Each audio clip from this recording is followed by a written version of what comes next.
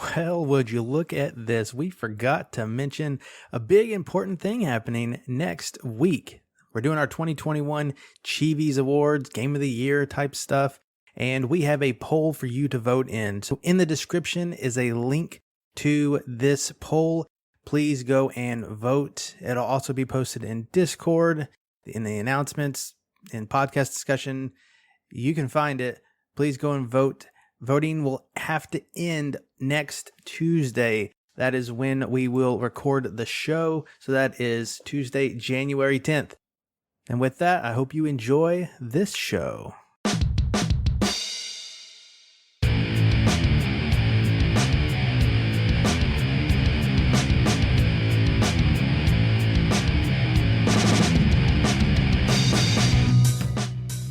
I think you have a little responsibilities to... I do have a responsibility. So, I completely forgot to get this last month. That was my bad, but I'm making it up for this month. So, thank you all who donated to the Extra Life stream. What are you doing? Thank you all who helped donate through the Extra Life stream. I forget the total. I know we wound up raising a bunch of money for the Children's Hospital through Devin. I think he's still bean diving, so that's all fun. But like I said, when we hit $1,000, I was going to do the last dab. Now, if you heard it with us earlier, you saw that I just opened this, so it is a brand new bottle. No funny business here. We're ready to read if Fufu can't continue, right? Like we have that contingency plan figured out. Yeah, sure. Okay. I'm not gonna lie, I am nervous doing this because while Hot Ones isn't my favorite YouTube channel, I've watched enough. I've watched enough of it, so like I see the reactions. And Kenny's I've watched, wife says he's shaking. She's not wrong. I'm also shaking because I'm cold and I don't feel like getting up to turn the fireplace on. Oh, that won't be a problem. In a minute. You're about to warm up. Yeah. Oh, because right, it's gonna get hot. I get it. Are you good to go, Corey? Like you're not doing anything else with it? I'm good, and we're gonna start immediately, right? Oh yeah, we're gonna go right into this. So like I said, as it is customary to always add a little bit extra on the. Oh frick! I just spilled that everywhere. Wow. Da da da da da da da da da. To add a little bit extra. Strike. That's a lot. Oh my gosh. It's customary to add a little bit extra on the last dab. So is it supposed to be brown? Cheers. Yeah, I know, right? That's scary. So gross. You're gonna melt the Just camera. waiting for it. That's pretty good. Waiting for it. Oh. Woo! Here we go. There it goes. Woo! Hello.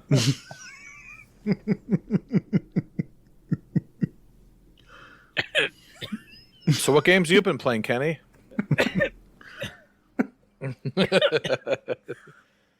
Wow, that's a good one.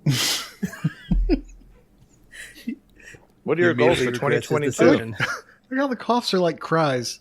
All right, I'm gonna try to get through the intro. Take a big breath of air. No. Nice try. Hello. Oh my god, I can't get my voice high like I used to do. Hello and welcome to Achievement Hunting 101. That podcast that always does the last step. Oh god. This is level 180. And being level 180, we're going to do a look back. We're going to turn around, do a 180, do a look back on the year. And this week's topic of discussion. Oh god, this hurts. But before we get to that, for those that are lame and not watching us on Twitch, let me introduce to you who's joining. We have Big Ell. Hello. rawkerdude. Hello. And Kooshmoose. How are you doing? God, this hurts. All right, now I'm getting a drink. I lasted that long. Too hot for Twitch. Twitch might have crashed. No, are you for real? No. Can you guys still hear us? I don't know if they can. Oh God, no! God, this hurts so bad. I wouldn't you? This is a bad idea. But we're still on audio, so we're good. This was a bad idea. I instantly regret this. Oh, very. All right, I'm telling them that we're coming back now and that you're going to do another one. Yeah. We were going to have to do that over. Oh my god, that sucks. All right, what was the last thing you guys saw? Oh god, I think you were just about to start pouring out the hot sauce. Mm-hmm. They're ready for chip number 2. chip number 2. They saw you do it, and then you got to this is level 180. Oh, good. At least you saw that. We're Achievement Hunting 101, the podcast that is too hot for Twitch. Holy God. Now begins the ASMR portion of the podcast where Kenny just screams in pain. To your delight. It's just pain now. Like, it feels like there's 1,000 needles poking my tongue. Doesn't sound that bad. Ow. I got hot sauce for Christmas as well, but it's nothing like that. It has some like donkey on it. It's like kick your ass hot sauce or something. It's probably definitely. Oh, ass. I get it. Yeah. Oh, I thought this would be much easier. All right. So yeah, the show. Like I said, we're gonna do a look back. Oh, guys, this is hard to talk on this year. This week's topic is all about looking back at 2021. Did you guys hit your goals for the year? Did you achieve something cool? We asked all the patrons to tell us something about their achievement hunting career in 2021. And also, we want to know what 2022 goals did they set? And I think you should go first. Cool. Yeah. Screw you. Is this going to be the last dab? Oh my God. I'll do another chip if we get every 5 subs. I'll do another chip. Oh, that's cheap. What? Bring somebody call Doughboy. Wow. I'm going to continue with our first Patreon write-in, which is from P-Tart. She Thank said, you. I made a goal of not purchasing any new games in 2021, and that she stuck to it. She only purchased DLC for existing games that or played new games on Game Pass. Mr. P-Tart didn't stick to it, though. So I'm in Mr. P-Tart's camp. You should buy all the games. But she obviously... Game Pass is a thing. There's no reason to keep buying games. She obviously passed her goal. I'm again with Mr. P-Tart in that I did not stick to my own personal goal.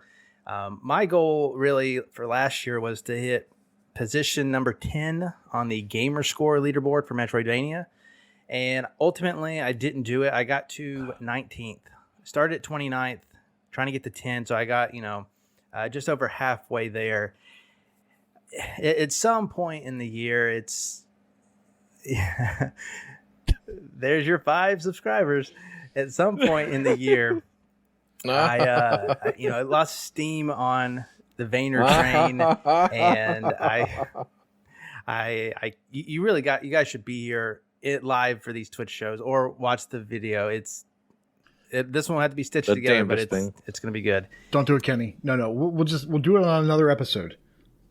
We'll do it later. Yes. Today. Okay, we'll wait a little bit. Yeah, we'll do that at the end. We'll do that, and then you can call the duck races. Oh, there you go. Yeah, you can do that. Anyways, yeah. So Vayner leaderboard, I did not hit it. I kind of lost steam a little bit in the year. I think it had a lot to do with wanting to play new games. Actually experiencing and seeing a whole new world that is games from another land that are super cheap. That does not help. And and it's okay if you fail your goals. Let me just tell you that. It's okay if you fail your goals. Now, speaking of failing goals, we also had Carpe Adam write in. He said he missed his TA goals by a mile. Now, I said I just got over halfway, so I would say I missed mine by a mile as well. But he really got into a funk this past year, didn't feel like playing many new games or hunting achievements in general.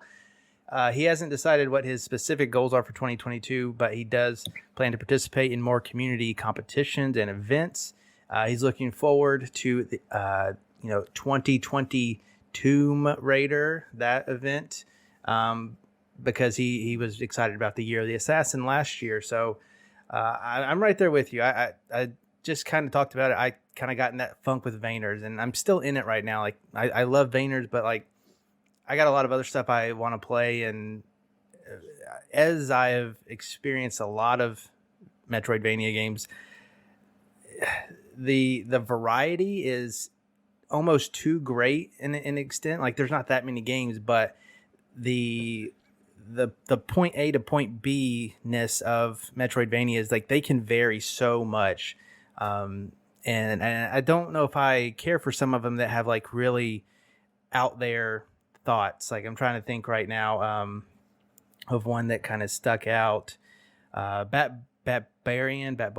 That one was a little different in how it worked. I just played the Eternia game I talked about the other week. That one is really Dark Souls like, and even that one I was really excited to play it, but it defeated me. But again, that's okay if you don't do your goals.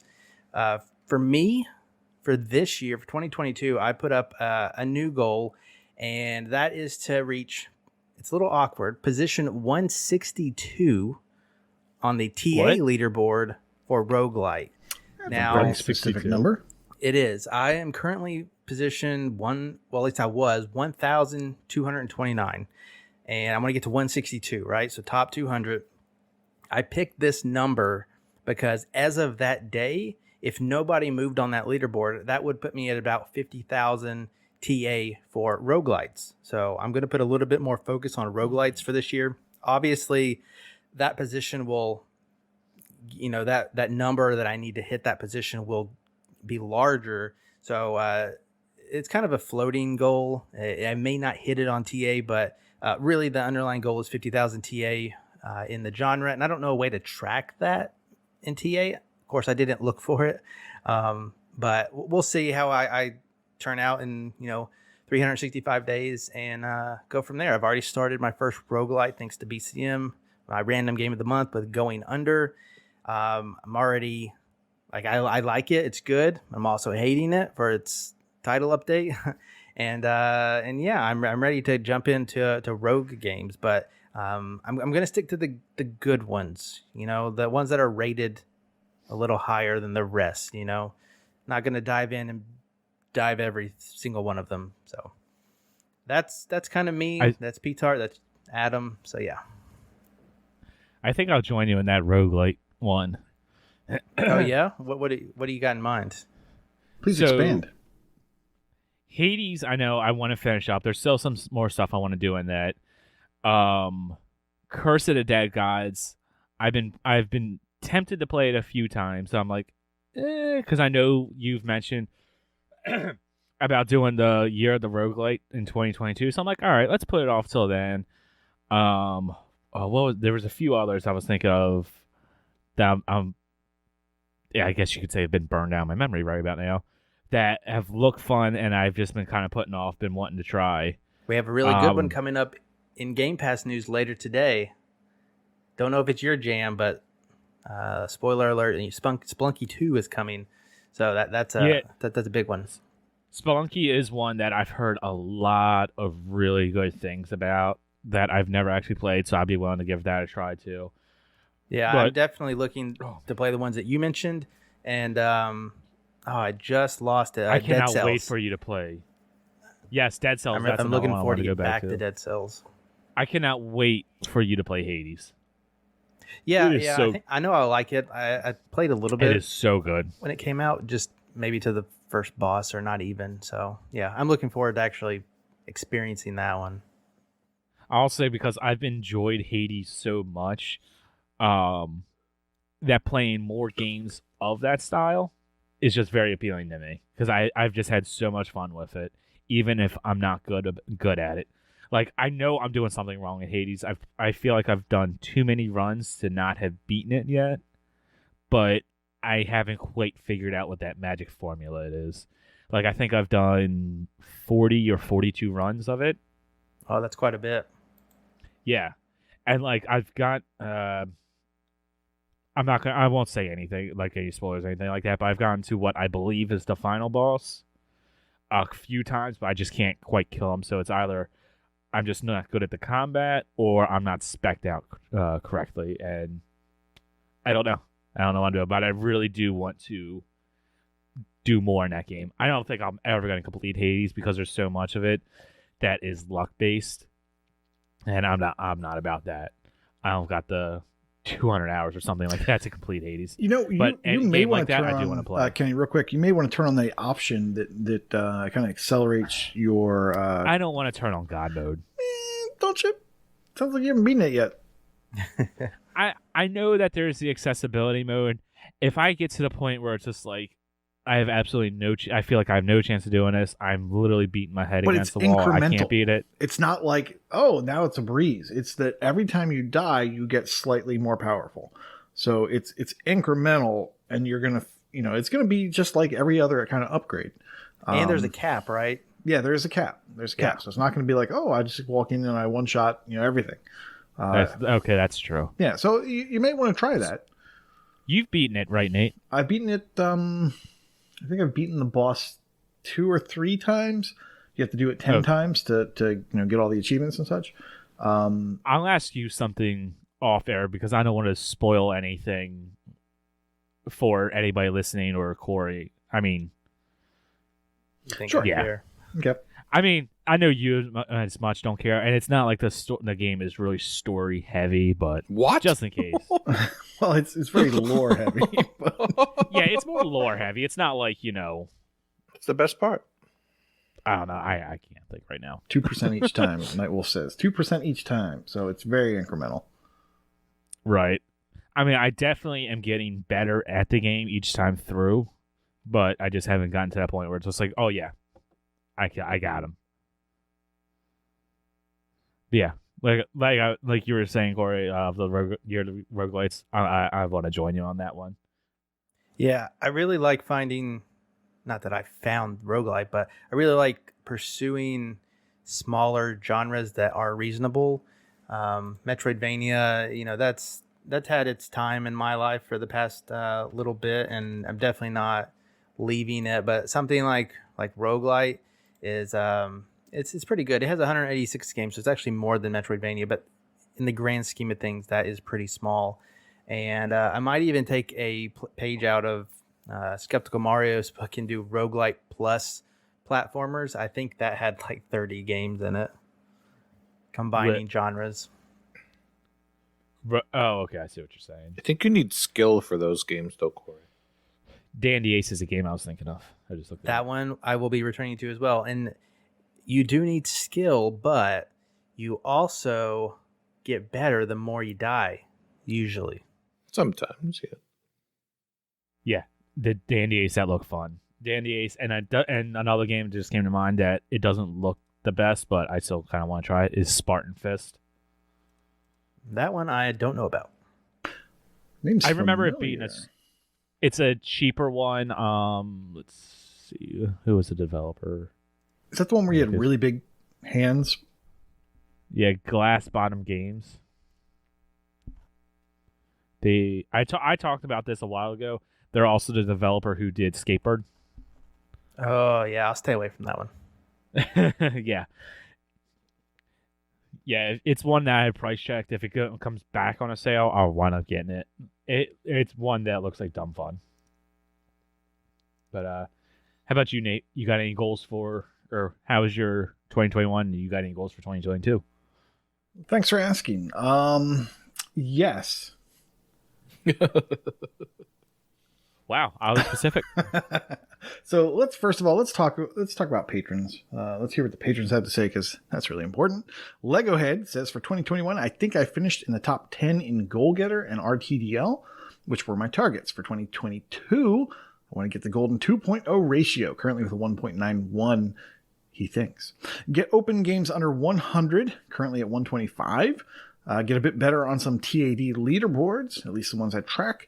Raise the completion percentage as a result of the above. Just a few goals, by the way. Get home, Trekcraft, have fun, play even more co-op. Amen. Finish top 10 in Goal Getter and RTDL. Get all names in Gamertag Challenge. Woo woo. Improve on last year's BCM. Derp to the fullest of my abilities. Get seriously with the Tuesday Night Crew and help as many people as possible. At least it's a small set of goals you've got there, Lego. Right. Yeah, that's a lot. You are seriously Your goals are to plug into everything, it seems like, which is awesome. And good luck. I'm down. Northern I'm here for it. Northern Last says, I've posted a blog about how I'm going to make sure I play games I want to play, not those that suit contests that I'm taking part in. I also want to recover my Bean Dive before July's annual Bean Dive. Finally, I aim to hit 1 million gamer score during 2022. Nice. Yes, good luck on that. I kind of agree with Northern Last in the I want to play more of what I want to play and not what I need to do for a contest. Let's talk about previous goals for me. And if anyone has listened to anything I've said, and I certainly don't, I do not do a good job of keeping my goals. Back in 2019, I successfully set a goal for Flatmaster in Goat Simulator. I wanted to get it anytime during the year on the 360 and the X1. Perfectly. It was beautiful. And I actually did it. They actually put out the PC version on Game Pass, and I was able to get all 3 within like 2 days. So yeah, I got all 3 of those. What I didn't do was everything else I wanted to do, which was Lego Star Wars 2, the original trilogy. I just couldn't force myself to do it. Lego Star Wars, the complete saga, couldn't force myself to do it. Then 2020, I challenged Skeptical Mario to complete Velocity 2X before he did. Neither of us completed it to this day. I also challenged Fufu to beat Hellblade Senua's Sacrifice on PC. Oh man, I totally forgot about that. Yeah, we didn't do that. I think I did the Xbox version, but not the PC version. I kind of finished Senua's Sacrifice. I actually just, since I got the Series X, I just installed that to the internal. That is on my short list of games to play. Yeah, I need to go back. A race opportunity. There you go. And then this past year, I lowered my expectations. I said I'm only going to do 1 or 2 goals. And I think maybe the only goal I put on there was to be the first on the Maryland Gamerscore leaderboard for tower defense. Get him. Because I was a little bit lower. God, I forgot about that. Fufu was like 2nd or 3rd or something like that. And then I just kind of let it sit. I let it marinate all year. Oh my God. I forgot about that. I kind of dipped my toes into some tower defense here or there. Just kind of waiting to see if Fufu was going to do anything. And surprising no one, he did nothing. And so I crushed I got it first and stopped. Did you beat me? I crushed it at the end of the year. I actually hit first in Maryland. GG. on December 9th. And then I was promptly ousted by someone who got like 600 more gamer score than me. So it's a very achievable goal for 2022 if I want to. GG, so wait, that's funny. You spent all year like hovering, you got first place, and then somebody else in your state beat you? No, I didn't get first place until December. Okay. I was not really playing. Now. I was not really playing tower defense. Right, you were scouting. I was just hanging out. I was just letting this, see if Fufu was going to do anything. And then I was just like, you know what? I'm going to play some tower defense, just for funsies. And apparently, I hit first place. I kind of forgot about this goal, so it's just coincidental that I got it in December. Man, you guys jumped up too. And then somebody just whooped me. So I had first place because the goal was achieved. I did hit first place in Maryland. And then someone ousted me by like 600 gamer score. So I can get it back if I really want to. Nobody ever said you have to keep the goal after you get it. Exactly. Just get it. So I was there on that day. In Maryland, it's a real tight race right now. I'm in 4 for 56.25. First place is Fitz 188 with 8150. These are and Nate's in second with 74.30. It's a real tight race. It's real hard to pass. It'll be really easy to get first place and just blow everybody out of the water. No one's really trying. In 2022, I'd like to continue with my Game Pass FOMO, but I want to augment that and say I'm really going to try to focus that down to games I actually want to play that are leaving Game Pass. Not just the fact that they're leaving and they're short. It's will I enjoy that experience? So I want to kind of trim off some of the fat. Like, so Pandemic, for instance, is leaving, in like 10 days or such. I don't know that I'm going to enjoy that game. So I'm probably not even going to try. Good for you. Yeah. That's what I'm trying. I'm not saying I'm going to succeed. So I want to make sure that I play more of what I want in 2022, just like Northern Lass. And I feel bad for only dipping my toes into big games like Psychonauts 2 and not letting myself complete it. I really wanted to spend more time in that game this year, and I didn't do it. I only got like 2 or 3 achievements, and I got them late in the year, and only because I was like, geez, I want to put this on some lists. I need to spend some time in this game. So I would like to complete games that I really want to play.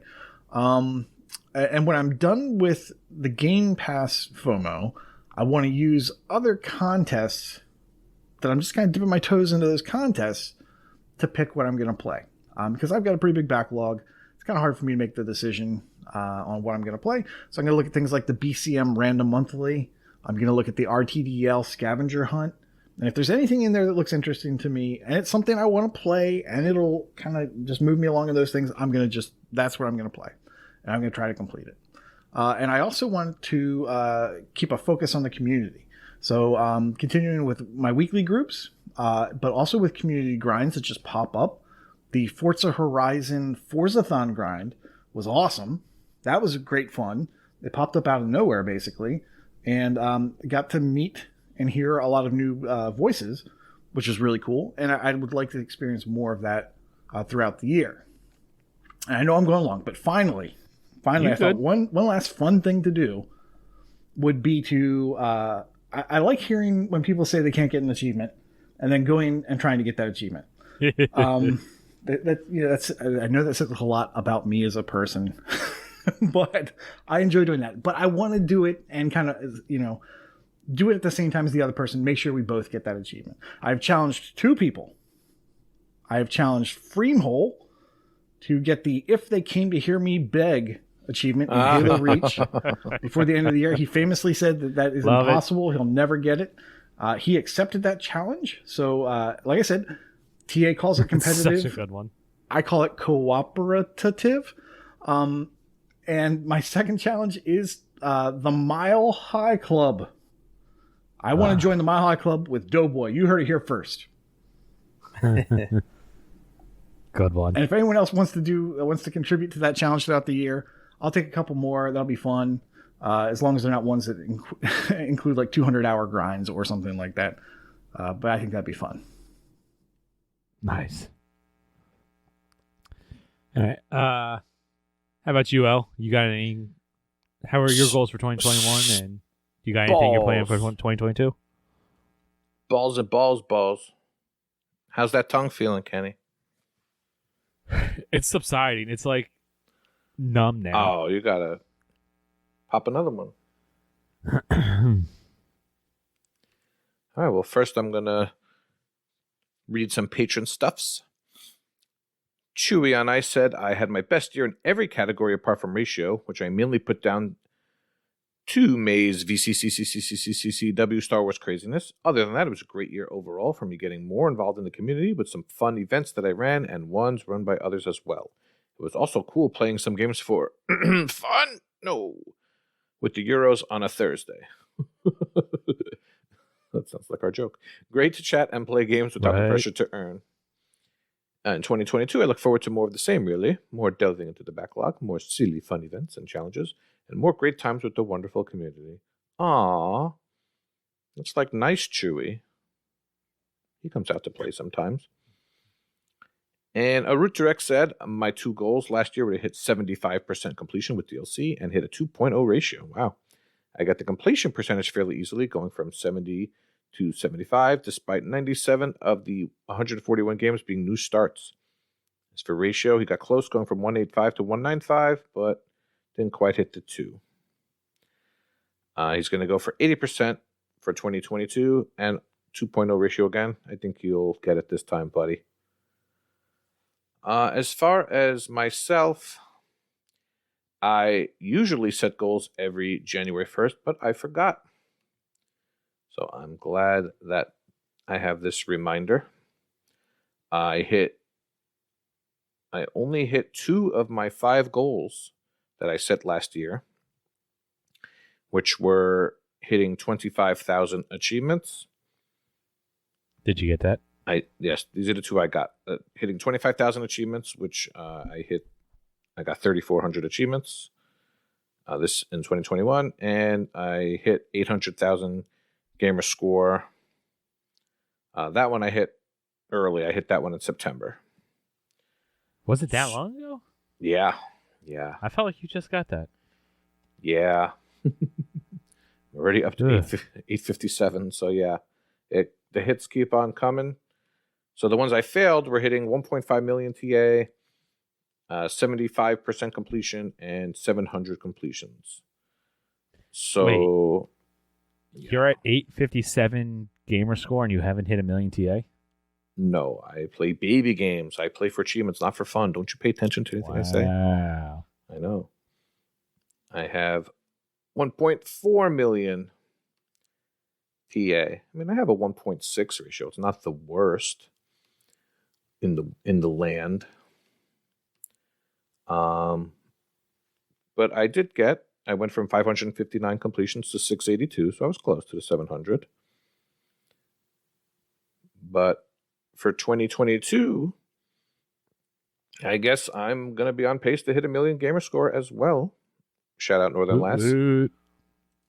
Just by normal play, I guess. However, the one big thing I'm doing this year is, like I said, that what I would do last week is I changed my RTDL pool from 1,000 achievements to over 5,000 achievements. So this means I'm going back to old 360 games I had left behind. This means I'm going back to the Connect. I'm going back to the music games. I have, of course, easy games in the pool as well, but the idea is to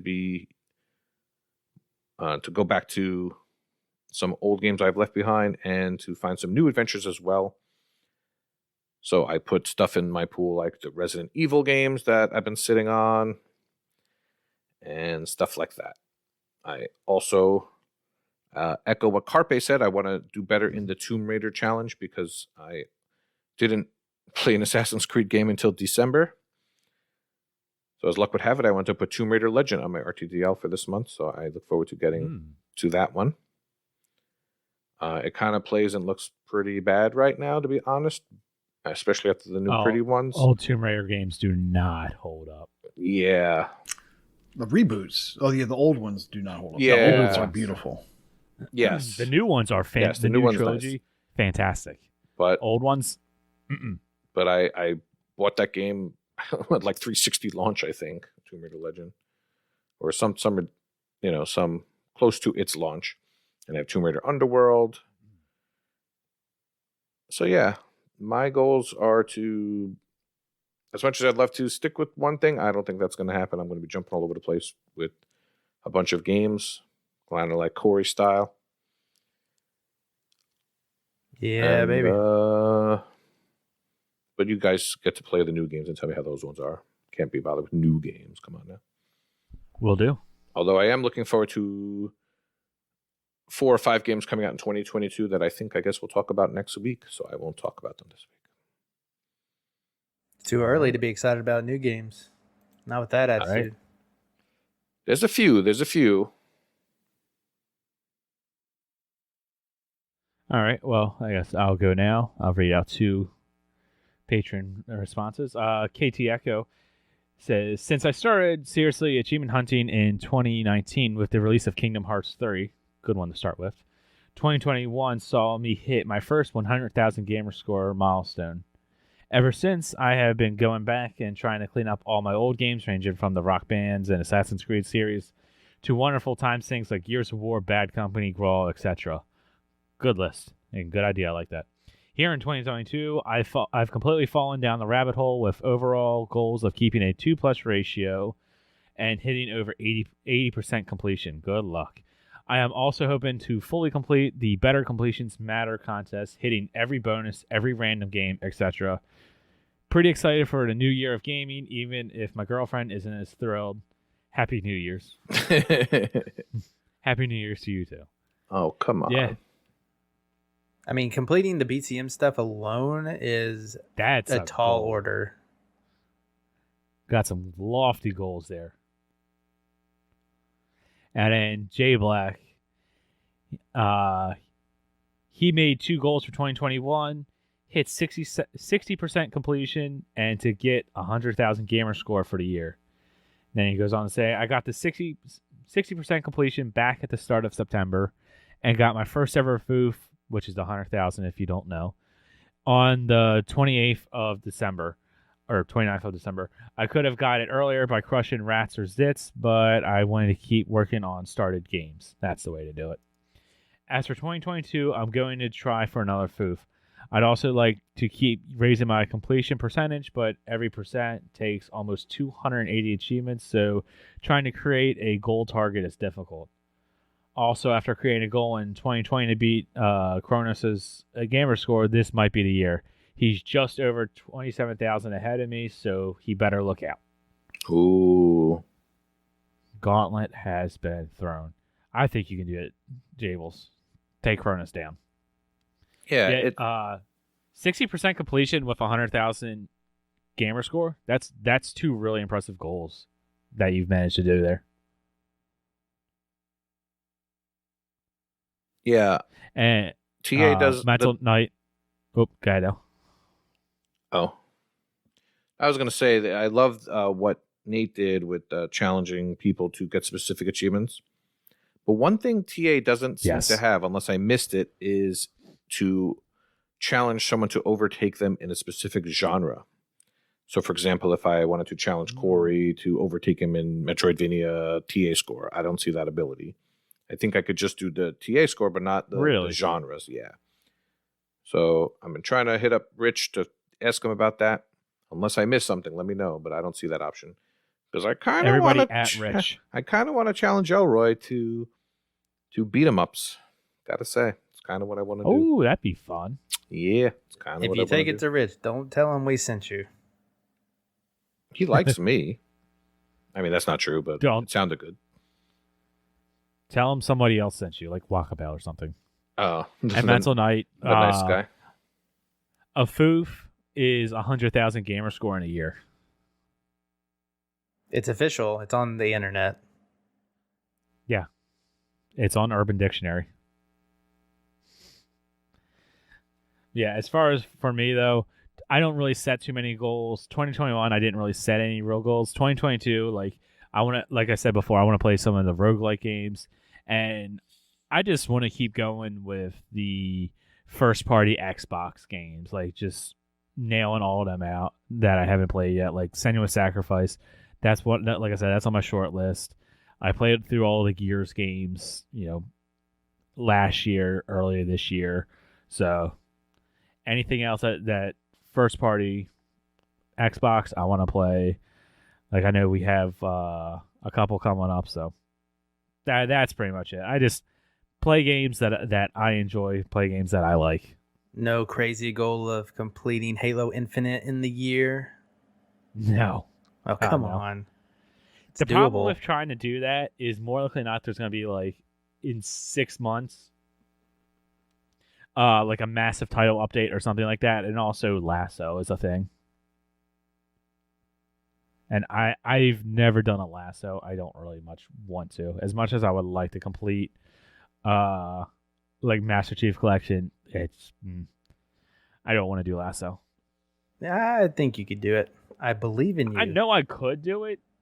It's just, do I want to bang my head against the wall trying to get that? And the answer's kind of a no.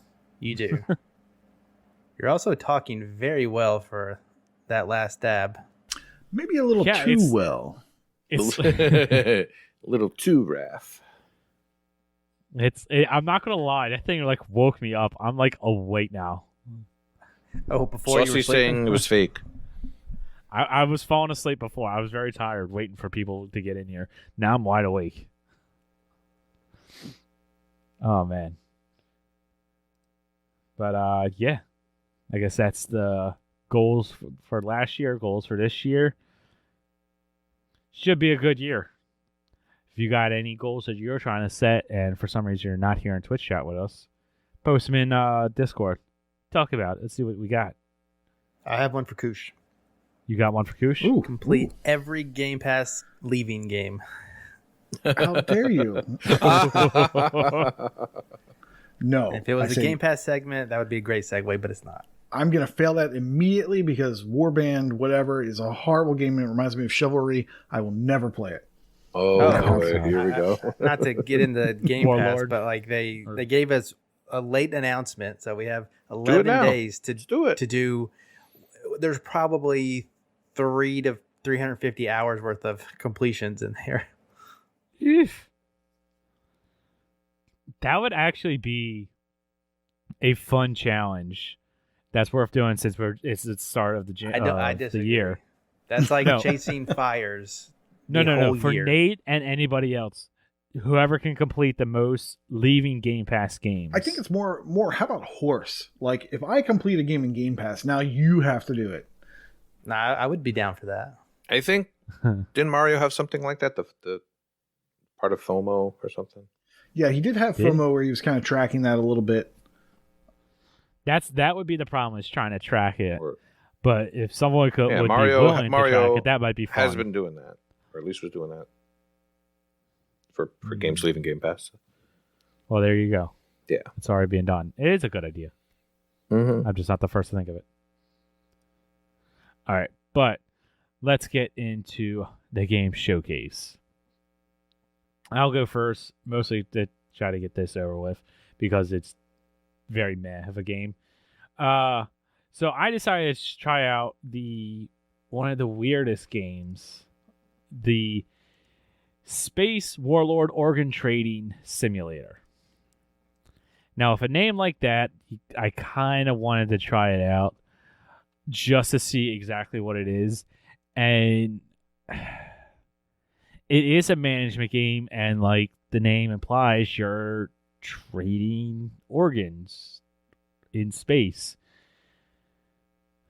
The game is it's not the best. The problem is trying to navigate through all the menus. It's really just not the best to do it.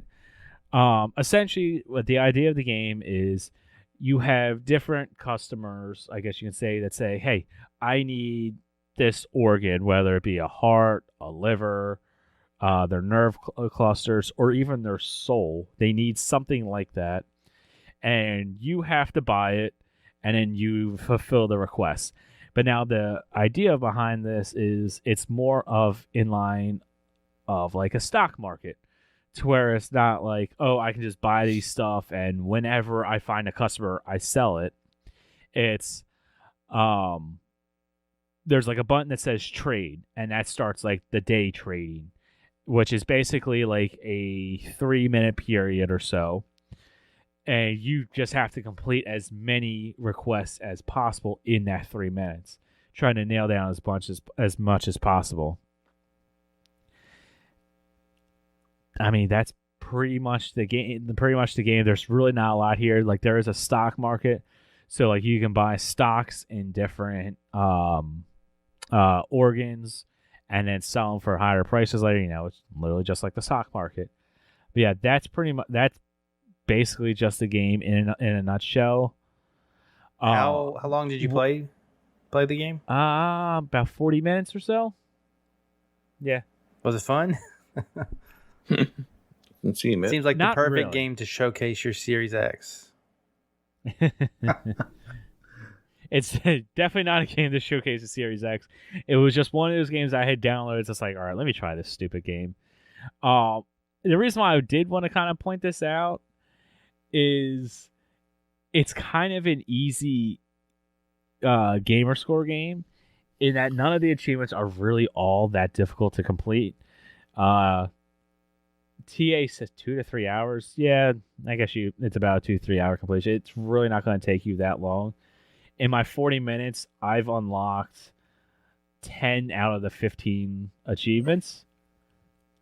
And looking at TA, it's got a 500 TAD, so this might be a decent game to play for G-Task if anybody still needs those points, or for any other contest. That's quite a bit of achievements. Did you know any of them going in, or is that blind?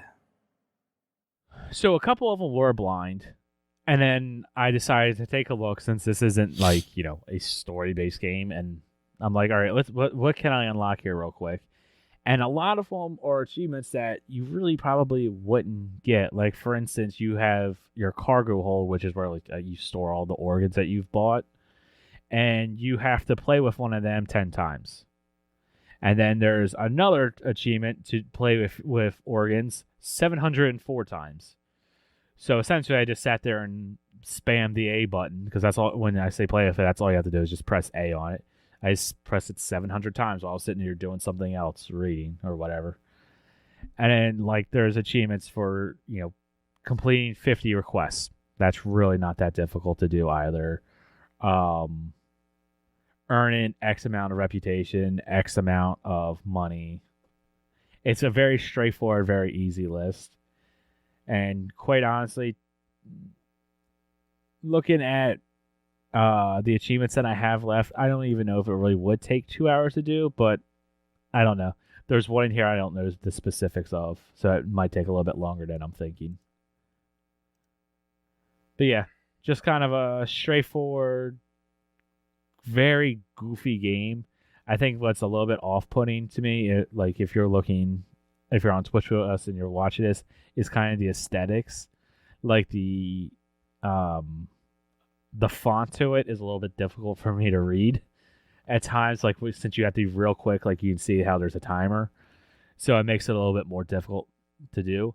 Like if you could play this on a computer, this will probably be a lot better than with a controller. It looks better at the mouse for sure. I guess a lot of it you're just looking for prices. Yeah, you're literally just looking for prices. So I don't see anything on TA about this being crossplay, but it is Game Pass for PC as well. So if it's crossplay or if it's not crossplay, either way, I'd recommend playing this on PC and not controller, because your controller kind of snaps to each option, and it's a little difficult trying to get to each button that you need to press. I had not heard about this being an easy gamer score game. Looks like you got 650 gamer score in that time. Yeah. That's a lot. Yeah, for a Game Pass game. So TA says I played for 35 minutes. I've got 650 gamer score. Yeah, really, 918. it's an easy gamer score game. It might not be the easiest completion in the world. Like I said, all but one of these achievements are totally doable. It's not difficult. And I say all but one just because the one I don't know the specifics to. I haven't read into them. I've only read the descriptions. But yeah, if you like management games, might be something worth checking out. Or if you just want some easy gamer score, I'd also give this a shot. Let's go on to you next. Sure. So the game that I played and would like to talk about is Steampunk Tower 2. Look, a tower defense. This is a strategy, and hey, would you believe it? Tower defense is a genre. Who would have thunk it? Saw that was asked in stream chat. Yes, it is a genre. And I used to be number one in Maryland. So,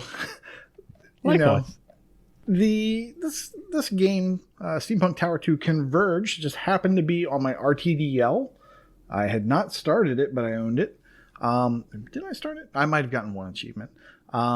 I just like a good tower defense game, and this is a passable tower defense game. It is not the type of game where you need to plan too much on like a huge map to figure out where you're going to put things and, upgrade your towers as time goes on in the match. Instead, you're upgrading your turrets. Let me back up a second. Basically, this tower is a very large spike that gets dropped from an airship. And it drops down into the ground, and I guess it's powered by geothermal energy. It gets geothermal power to power numerous turrets. As the game goes on, you can add more levels to the tower.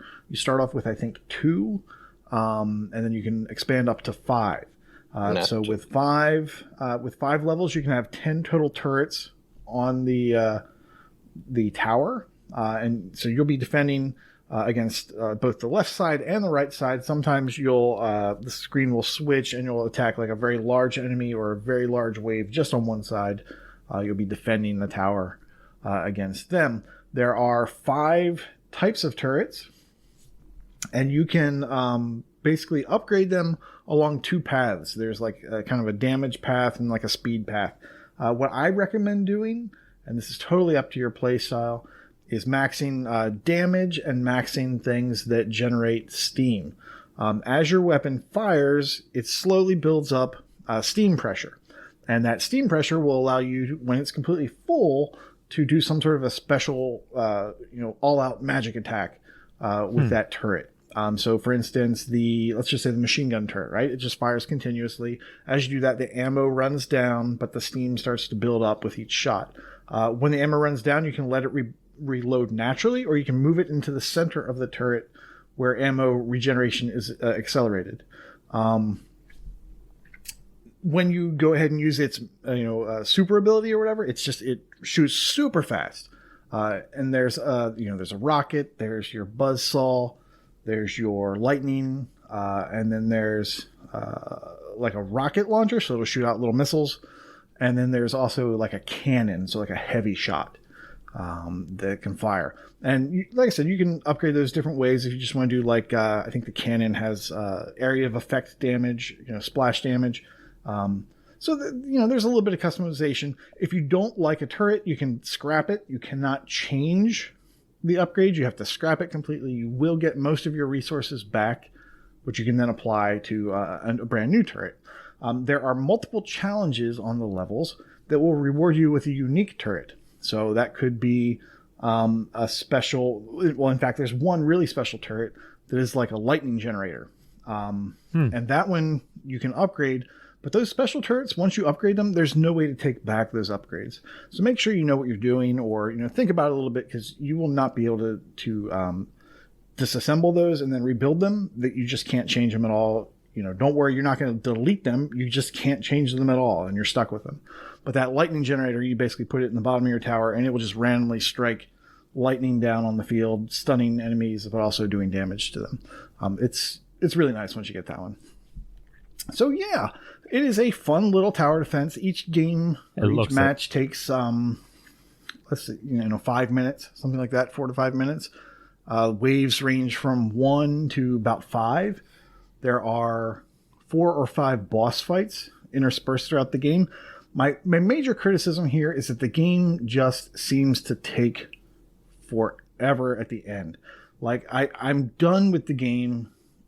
Personally, I don't really want to keep playing this game. I want to be done. I want the story to end, and I want to do a cleanup. But I'm still fighting these battles and following the story that's going on. I just want to be done with the game. It seems a little long. They kind of stretched it out farther than they needed to, because once you've beaten the campaign, you can keep playing the game if you want. So why force me to go through this really long story? How long have you been playing? I have put in, according to TA. Let me check. 20 hours. 20 hours. Okay. Now, really? I haven't been playing that entire time. I have been playing a match and then just kind of pausing it and going and doing something else. So that is not full play time. I would say I've wasted maybe 5 or 6 hours of it. Okay, that's about sitting what there. I expected. This is clearly a mobile game. Yes. Well, this was it was definitely a PC game. Because if you watch any videos online, you'll see people just dragging these turrets really fast. The interface is a tiny bit clunky to get your turrets in and out, but you get used to it really quickly. Navigating around the menus to do your upgrades and to go back to the map feels a little bit clunky. Sometimes, I constantly find myself messing up the navigation, and I just keep going to the map and then backing out of the map and then going back into the map several times because I'm just trying to go too quickly. But if you like tower defense, this is a fun little game. Get it on sale. $10 is not going to break the bank, but this thing will go on sale. I think I bought it when it was on sale, and that was recent. It is no longer on sale, so don't worry about that. It is a little bit challenging. It might challenge you to get the last couple achievements.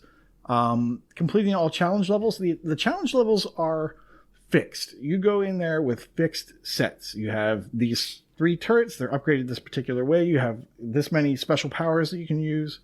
I forgot to mention that there are special powers like a big lightning storm, missile strikes that you can aim, and then total artillery strikes that can take out the left screen or the right screen. And you'll either have some of those or you won't have some of those. You also have an Eye of Sauron attack. The eye on top of the tower can do a laser beam attack, and you can upgrade that to make the laser beam last longer and do more damage. But those challenge levels will have different configurations of turrets, different configurations of enemies, and a lot of times it's basically there's one way to do it. Like you need to fight off this wave, you need to use this special power, it'll blow that up. You have to wait for this one enemy to get to this point, use that other special power. They're fun little puzzles that you'll figure out, and sometimes they're just really frustrating experiences. I have about 3 or 4 more of those to go, I think. And I see that is the hardest or the most difficult achievement, I believe, is for completing all those challenge levels. The one that's really giving me a hard time is completing the campaign because I just want to be done with the game. That is the worst. But yeah, but it is a fun little game. Like I said, if you like tower defense, there's a good chance you will enjoy this. And once again, Steampunk Tower 2. I have a quick question. The game looks fun. Go for it. Nate, where do you find these games? So, and also, what brought you back to this game? It looks like you dived it quickly in July, so I was curious what brought you back to it. Well, what took me away was something shiny, I'm sure. Okay. There was just anything. Anything could have been, there was a noise outside, and I left and I came back. What brought me back to it was the RTDL. It showed up my RTDL, and I said, oh, this is pretty low. This is probably like 4 items up on my random to-do list, if we're explaining our acronyms. And so it should have had a very low ratio. So it should have been very early on in the game. I should have been able to play, I don't know, 5 or 6 achievements deep, and I would probably hit this achievement. I did not. I did not hit the achievement. I had to get 26 out of the 30 achievements before I hit the ratio one. Because whatever reason, it was just this weird one where you had to kill so many units with this type of thing. And yeah, so I put a ton of time into it, more than I wanted to, more than I expected to, but I ended up saying, you know what, I'm just going to finish this game. I'm going to do that thing I rarely do, which is complete a game in like one sitting and not start too many games between. Did you complete it? No, I have 3 achievements left. Okay, that's what I thought. But yeah, so this is kind of my chip away at game right now, and I think I'm close to the end. I probably have another, well, if the story keeps dragging, maybe 2 hours. But I think I'm probably 1 hour to 2 hours left. Yeah, you're definitely the first on my friend's leaderboard on TA, for sure. Oh, did I beat X? Because I know he was... Did. Yes, X is number 2. Okay, yeah, I just passed him. I was surprised that he played this game. I didn't think that he would go that deep into it. But yeah, so I was actually surprised to see that I had passed him, because I saw that he was at the top, and I was like, oh, okay. But yeah, I must have just done that with the last achievement. Yeah, this game looks fun. I just stuck a price tracker on this one. If it goes down cheap enough, I'll definitely pick this one up. You have to play the first one first, though. First one's not available. I cannot believe it took you that long to make that joke. Yeah. Never. I think it was available on Steam, though, or maybe iPhones. I don't know. I mean, from the video Corey was playing, it looks like there's a lot of story. There's a ton of story, and that's a problem. Yeah. But you can skip through it very quickly. But okay, back to your other question was, how do I find these things? I look at most of the new games that come out. Yeah, I look at everything that comes out, and I'm very interested in the shiny things. I'm a magpie like that, so I keep my eye on things, even if I don't look into them too deeply. I always click on something if I don't know what it is. Right. So a game like this would go from 400 people having it to 10,000 if it went on Game Pass. Probably. You could. Well, for sure. It took a while to start getting achievements. I really had to kind of dig into it, but yeah. I don't know if Game Pass would help this game. I'm just gonna say that. I'm trying to be nice. Well, it helps. Being it helps. nice. It would. That Space Oregon game had 10,000 I'm not going to say that it would be bad, but I don't think you're going to see 10,000 starters. More than 400. More than 400. Maybe 500. Definitely more than 400. All right, and last game we're going to showcase tonight. Ell, what have you been playing? Oh, man. Well,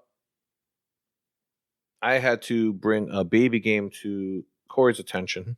So, Freddy Spaghetti everybody's attention. Freddy Spaghetti, easy for me to say. The Ratalaika Special, the first game was known for having 55 achievements. So there was, every time you beat a level, you got an achievement.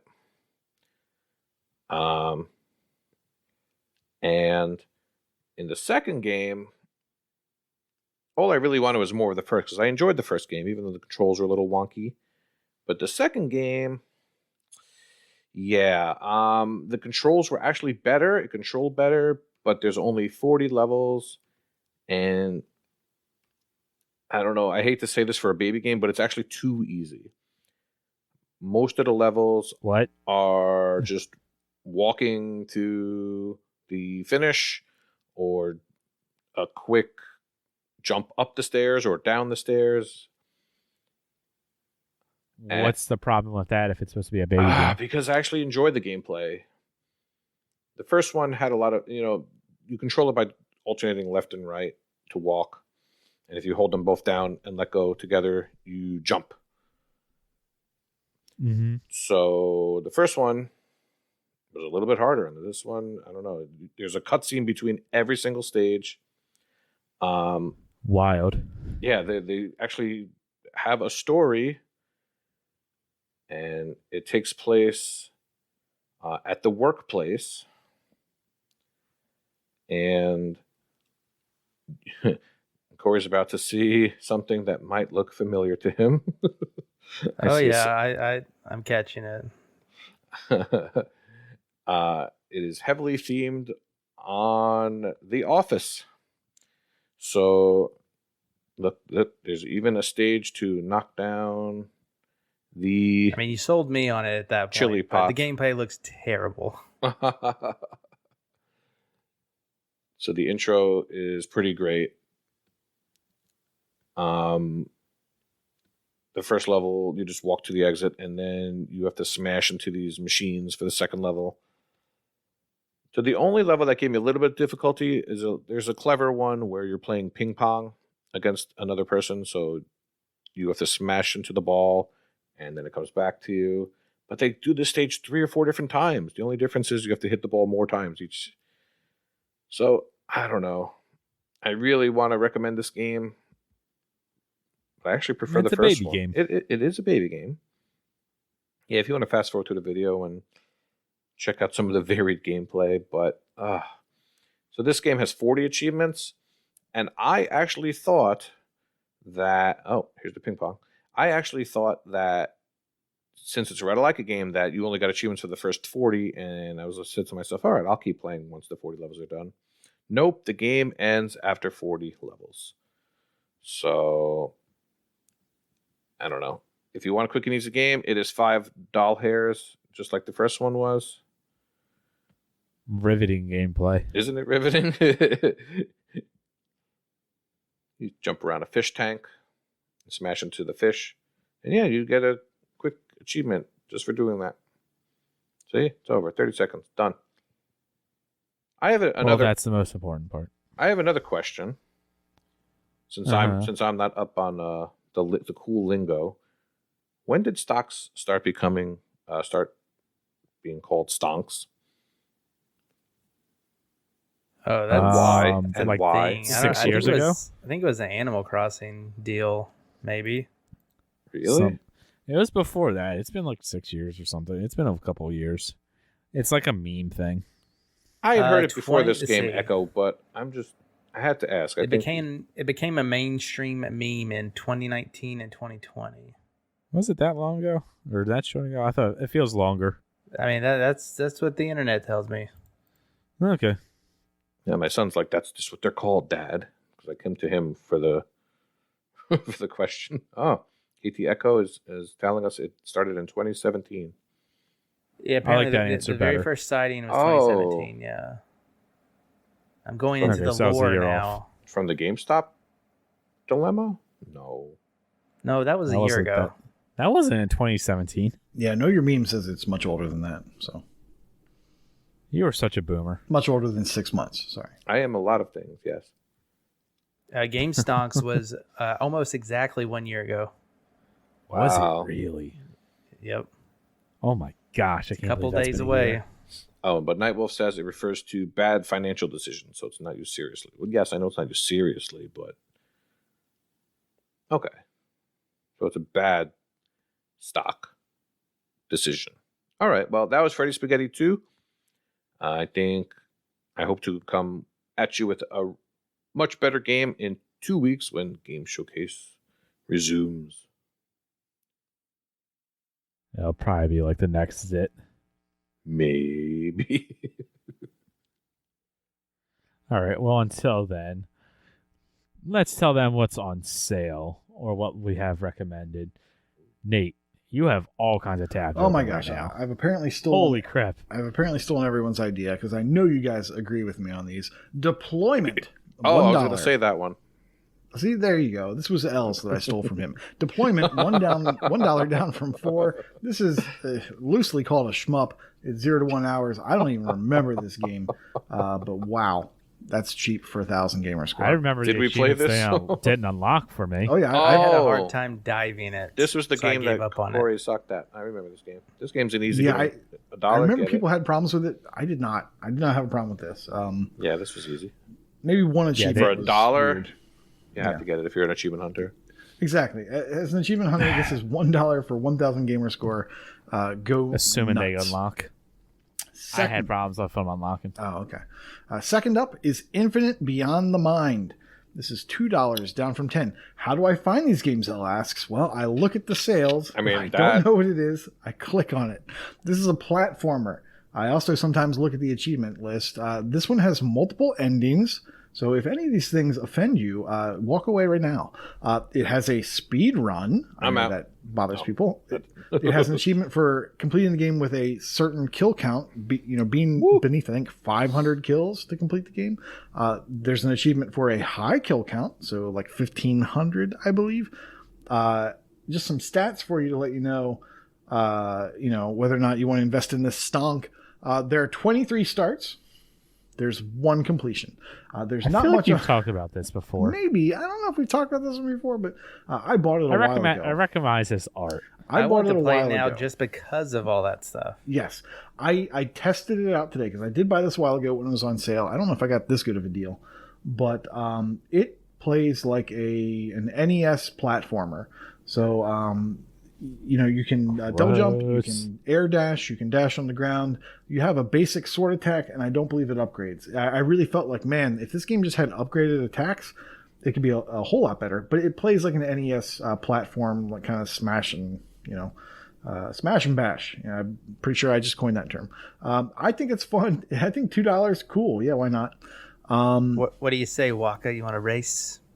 Ooh, Are you trying to lose? challenge I mean, maybe accepted. We'll find it out. sounds up his alley.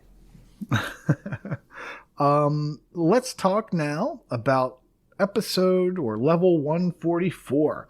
Sarah, aka P-Tart, was on, and she was telling us about a game that makes Fairy Legends of Avalon look good. What?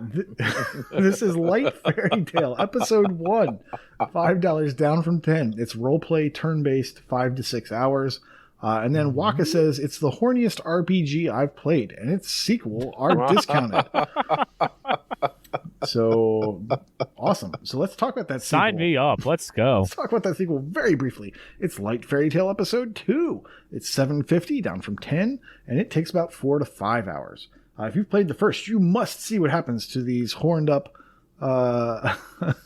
characters. Next up, Neon City Riders. Kind of want to. No. It sounds like a racing game, but it is not. It is $8 down from 20. It's an action adventure.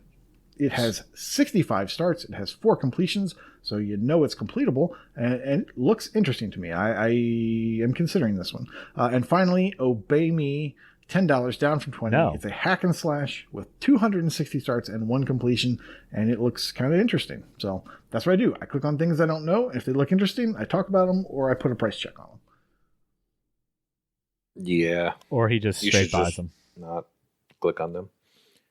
But Speaking of not clicking and I'm gonna not have to knowing, some people might Yeah. not know that there's actually 2 sales going on right now. Regular yeah. sale and a last chance sale. I really don't know what the last chance means, but that's where my deal of the week comes from, and that is the Risk of Rain bundle.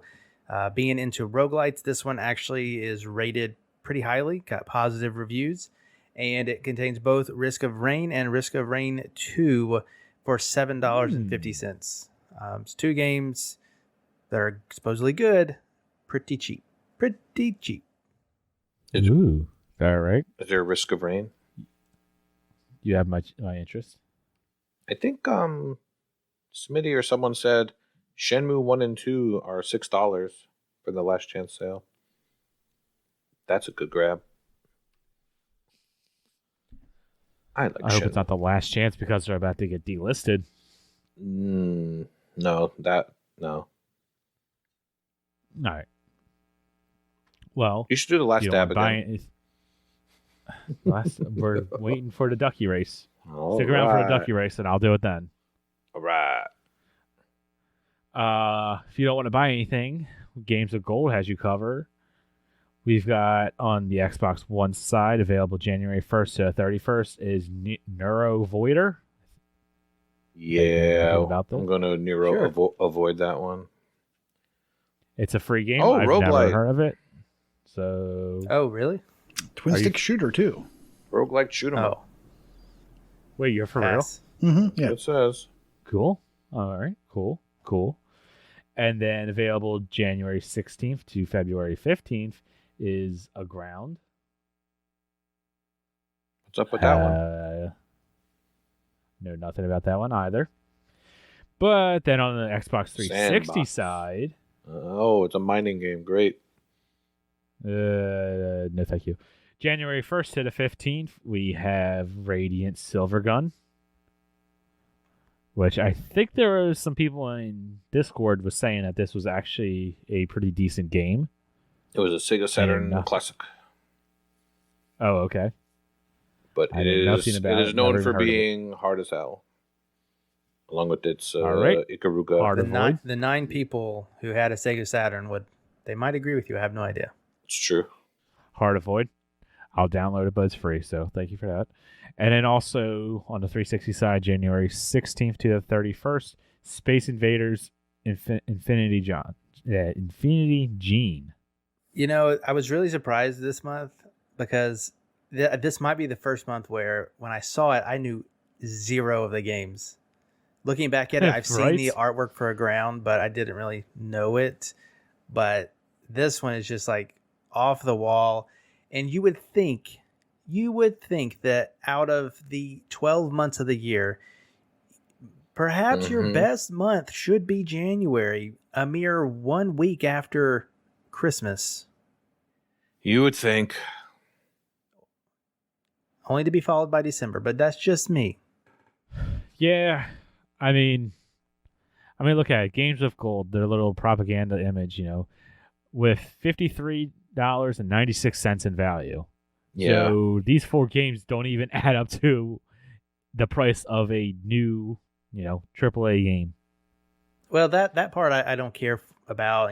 Whatever. It's Well, I mean, that free. just speaks to how the qualities of these games, I should say. Like, there's no AAA game. There's no big name here. Yeah, I That's just feel all like played out. you would have one notable game that any regular Joe could see and be like, oh yeah, I remember hearing about that game 10 years ago. Yeah. Yeah, that's not that good. But Games of Gold has basically just been a thank you service for the longest time. Games of Gold, however, has been killing it. You just said Games with Gold sucks, but it's also great. Oh, did I? Well, I mean, Game Pass has been killing it. That's where the real money is. Being added, and I assume available now, is Gonagoa? Goragoa. Goraga, okay. That's an R. Makes the R sound. Arr. It's late. Yeah, I'm not gonna You say need more it. hot Well, sauce you to need wake you another up. dab. That's what you're saying? Yeah, no, You gotta dab them Ducky up. race. I'll take over Game Either- Pass. You dab it up. Either what? Yeah, go for it. Then go ahead. Dab it up. Luigi? Olija. It's an A. Olija.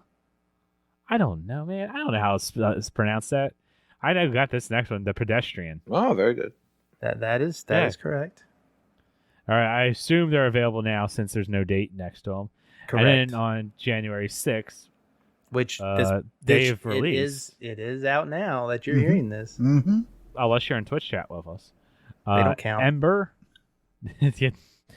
Mass Effect Legendary Edition, hell yes, and Outer Wilds, which I thought Outer Wilds It's was back, already baby. out. Okay, here we go again. You might be thinking of Outer Worlds. No. I know Outer Worlds was there. Outer Wilds could've was s- in Game Pass at one point, and it also is Okay. now back in Game Pass. It also was given away in a mix pot, That's what I'm thinking of, I think. but it's not Outer Worlds. Yeah, I know it's not Outer Worlds. It was a terrible idea having two similar name games come out at the same time. Well, I don't think that they like that either. Oh, I'm sure they didn't. And then January 13th, Spelunky 2, like we mentioned before. Yes. And Here we the go. Anacrusis, Wow. which You got it. Wow. that's Good job. that one. Okay, so that one I know because I'm actually looking forward to it. It's game preview. Do you guys know if this has achievements yet, or if there's achievements to come? I want to say I looked it up earlier, but what I remember is that it does not have achievements yet that we know of. Ooh, I'm hoping this one does. I know achievements in game preview are kind of hit and miss, but this game kind of looks fun. It looks almost Left 4 Dead-ish. It's But a with co-op horde-based shooter for sure. Aliens or some sort of monster thing. I don't know. It looks fun. Now, to me, you picked maybe the third or fourth best game out of the list. Really, the Pedestrian. and Obviously, Mass Spelunky Effect is 2. the best. No, sir. Oh boy. Let me just say, Gora Go, I played it on the console, and it's frustrating with the controller. I think, given the choice, if you're going to play this game, play it on the PC. I'm pretty sure that a mouse and keyboard, or mostly mouse, is the way to play this game. We need to check to make sure that the PC version unlocks achievements. I looked earlier, and there's I didn't see stacks for any of these games, so don't count on that. But sometimes those PC versions are iffy. Like Mass Effect is available on PC. I'm pretty sure you won't get achievements on that. Historically, that's fair. EA games, you don't get them on. So That's gross. maybe Good warning. do a little check. But Spelunky 2 is a surprise announcement for Xbox. Been waiting for that for a while. And it's coming to Game Pass, so that's really good. Along with Pedestrian, again, another surprise announcement that it's been a PlayStation exclusive as far as consoles go. Really? I Yeah, did not know that. It's been on PC as well, and I watched I watched a stream of it a year or two back, and it's just a beautiful puzzle game. You're like the little stop man sign on different signs, and you're solving these puzzles, and people have made it super easy. There's like a 2-hour video guide. I think it's worth your time to explore. I'm going to try to do that tonight. I wanted to do it today to talk about it more in depth with a first-hand experience, but it's just a great looking game. And then I'm actually excited for Ember because I bought that a little bit ago, and Oh no. I think that would be fun with people. Oh. Hint, hint. Huh. Mm-hmm. If only we could all get here on time. Yeah, Kenny. Yeah. But yeah, really good month. And we're not really losing anything good out of Game Pass. Says you. Oh, how dare you, sir. What's leaving? That's my cue to jump in since you don't respect it. Desperados All right. 3. This is a stack. It has dev console, which on both versions, which can reduce the completion time significantly. There's air quotes if you couldn't hear that air whispering by the mic. According to TA, there are dev console, which will reduce it significantly. Then the game I am playing, because it looks fun, and not because it's just easy gamer score or going away gamer score, is Ghost of a Tale. You play as a mouse with a candle on his head, I think. And this just looks really cool and cute. And I think it's maybe stealthy. I'm not sure. I'm going to jump into this and I hope to enjoy it. Then there's Kingdom Hearts 3, which is like 100 hours, probably 80. I don't know. It's too 50 much. to 60. Too You much. don't own that by now. Yeah. Are you going to? If you don't own it by now. So Nice try trying to incorporate Sanctuary in there, Al. you have me curious, Koosh. Sorry to cut you off, but Sure. on Desperados, I'm just checking around because it's saying 40 to 50 hours. But I see in a solution for the last achievement in the game on the console version that there are indeed commands, and somebody's saying that you can do everything in 6 to 8 hours. So I'm all of a sudden, you have my interest. And this is a type of game that you've actually enjoyed in the past. Oh, What was the one with the duck? I can't remember the name of it. What? The duck where he's running around. He's like a space duck, and he's a mutant zero. Mutant Year Zero. Mutant It's a tactical game. There you go. Yes, exactly. I believe it is a tactical now game. I'm even more You should, interested. yeah, take a look. I could be wrong, but I'm pretty sure that's what it is. Moving along, Mount and Blade Warband. Stay away. This thing looks horrible. I played it on. Once again, air quotes. I played it on the PC with console commands, or I think mods. Yes, it was mods, and that still sucked. I still did not enjoy that at all. Maybe this is just not a me game. Then there's Pandemic, and there's also Yik, Yiik, a postmodern RPG. This looks maybe interesting. If you're into RPGs, I think this is a shorter completion on the 10 to 12 hours. If I recall, last time I looked. And once again, these are all leaving on January 15th. Oh my god. Yiik? Why do people do this? I was wrong before, Al. It wasn't Sanctuary. It's Simple and Clean, and now that song's stuck in my head. Oh. Thank you for that. Yik looks fun. All right. Hey. In that case. Hey, it's coming real soon? I have the contest. I gotta hold Corey, on. I who's been got a eliminated? quick trivia question. Oh boy. Real You quick. do remember how trivia went last time? This is real quick. I see that a new Airy game is coming out. How many Airy games have there been on the Xbox One so far? Quick. 17. 4. Nate. I'm going to say 6. All right. Airy Dreamscape will be the 6th. You are correct. Oh, That's insane.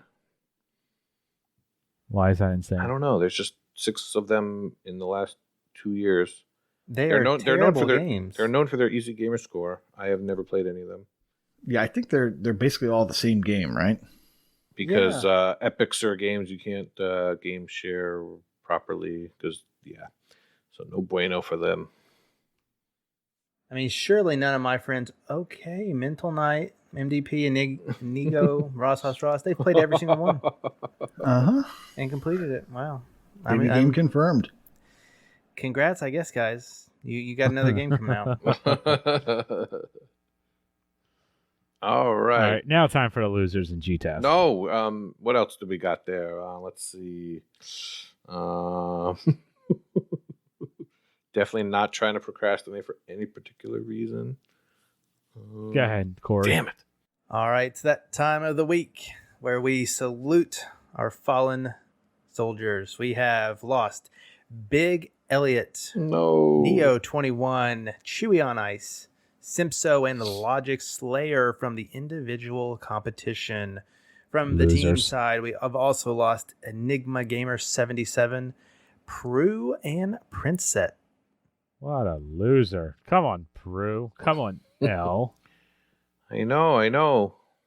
I used both They'll my probably blame bonuses. Thursday Night Crew, right? Stupid Back for Blood. Oh, we played Back for Blood, and we played Back for Blood and made progress. I forgot about that. And we all totally had that installed on time, ready to go. Wait a Does minute, this that was mean not my that fault. Kenny and for I once. are the only hosts still in GTask? Wait a minute. In GTask, Yes, you had to totally. join GTask. Wait a minute. Well, I just didn't see. I didn't see him get eliminated, so I just assumed he was still in it. Technically, you are correct. He's never been eliminated. Okay, well, awesome. Congratulations. Not wrong. Go Maryland. Thank you. Go Maryland. Not to take away from your joke, which was excellent, but my team is still in there. I'm not dead yet. Yeah, Big Ell has been eliminated better. from GTask. You've been so yes, you are dead. Oh, we'll call it a draw. Speaking of bonuses, the solo bonus, prime time. Do you want to go, Ell? Sure, prime Prepared time. something? No, I didn't prepare anything, but this is my time to shine. Prime time. Deion Sanders is worth 500 TA, and with the achievement total for the period being a prime number. That one is cool. Team bonus, 3-peat, in the period with the same gamer score and achievement gains as your teammates. Not so cool. That sounds like a pain. Don't think I'll be going for that one. Yeah, and that's the attitude that got you kicked out of G-Test. No, it's the not playing difficult games part. But yes. Who's still in G-Test? All right. Who's going to win? Who's going to win this year? Elroy, you got to do it this year. Yeah, he texted me when I was on the brink of elimination to tell me to play something. And Did he give you a suggestion? No, he didn't. Probably some toilet Minecraft. He should have told you to play Desperado. Let me just tell you, Steampunk Tower 2, which we discussed earlier, that would have saved me, is chock full of TAD. Those upper level achievements were worth quite a lot. You must have some stock in that company. Well, I was at work, so I don't have these fancy cloud things on my phone, on my iPhone. I don't think they have that yet, which is probably a good thing. You can play Game Pass on iPhone now. It took like a year for tell me that to get it, but so I said to Elroy, "Are you going to win this year? You keep coming in the top 10." And he said, "Yeah, he said the finals are bust." But I said, "No one remembers 6th place, 7th place. You got to win." So I told him. You literally just remembered that he got top 10 every year. Well, he reminded me. Okay. But I told him he's got to stay out of the contest for a couple of years and just preload like crazy. Not that I would justify preloading. I agree, Saucy. You can drop out now that you beat L. That's all that mattered. Well, now comes the fun part. That would be our Patreon drawing of the month. One lucky Patreon. This is my time to shine. Patron. I'm going to win. This is it. That was not L. One lucky patron, not L. We'll win the prize for contributing to the podcast. And that lucky winner is Freaky RO. Thank you for coming to Maryland. Hey, more Maryland winning. This was totally not planned. Wow. There's no bias going. Oh my God, to this. Look at those hands. That was terrifying. Corey, you just scared the hell out of me. Sorry. In typical Maryland fashion, your payout is in Old Bay seasoning. We'll send you $40 worth of Old Bay. Yeah, I was actually just checking it out, and he's still a Virginianite on TA. He's not fully converted. Oh man, you got to convert. You got to switch that over so that we can see where you rank in the tower defense. See how you match up between us. May have to deport you. I don't know. We'll see. I'm going to look that up while Nate talks about the Gamertag Challenge. The Gamertag Challenge is a challenge where we every month we take a patron gamertag and we ask everyone that wants to participate to spell that gamertag by earning achievements in games. And those games that you earn the achievement in, the very first letter with some rules will be used to spell that gamertag. If you complete that, you get a bonus, and then you are also eligible to earn some more bonus achievements and earn you extra draws in the drawing. I'm going to say this at the very top of the year. I'm not going to say this every week. If you have any questions, go to the Discord channel and ask there. Our last gamertag for 2021 was Mattism. Ended the year. His wild card game that he chose was any new achievement or previous completion in Evil Genius 2, which was new to Game Pass in December. His bonus was Gone Pass Baby Gone Pass. Achievements in Game Pass games leaving in December. We had some statistics, some Game Pass stonks. We had 29 participants. We had 14 gamer tags completely spelled of those 29. We had one person who played the bonus game, and that was, of course, Mattism. We had 73 bonuses earned. And the mentionables here, the people who scored the most, Crunchy Goblin with 17, Freemhole with 25, and It's Alive X with 26. We had a total of 355 total draws, and our winner with 17 draws, Toby Lynn. Woo! Go girl. Next month, the first month of 2022, Jimbot UK is our gamer tag. He has chosen for his wildcard game many games. He's chosen any new achievement in Pac-Man or Trials. Any of the Trials games or any Pac-Man games is worth 1 bonus draw max. And his bonus is and action. Achievements in the action genre. 1 bonus draw per achievement. Limit 1 achievement per game. If you have any questions, if you have any questions, go to the Discord channel and we can answer them there. I have questions. With no snark. No, you don't. I just wanted to say Pac-Man is good and Trials is bad. Well, I like Trials. I like the early Trials. Not a question. It's hard for me. Yeah, they're definitely hard, but they are fun. Good luck getting your achievement in the 271 action games out there. That'd be tough. Should be incredibly difficult. Oh, and I just figured out why he picked it. He's number 1 in TA for action games. Yeah, we tend to highlight the things about our patrons, the things they like. Mattism always does. He does the Game Pass chase, as do I. So yeah, we try to do fun things.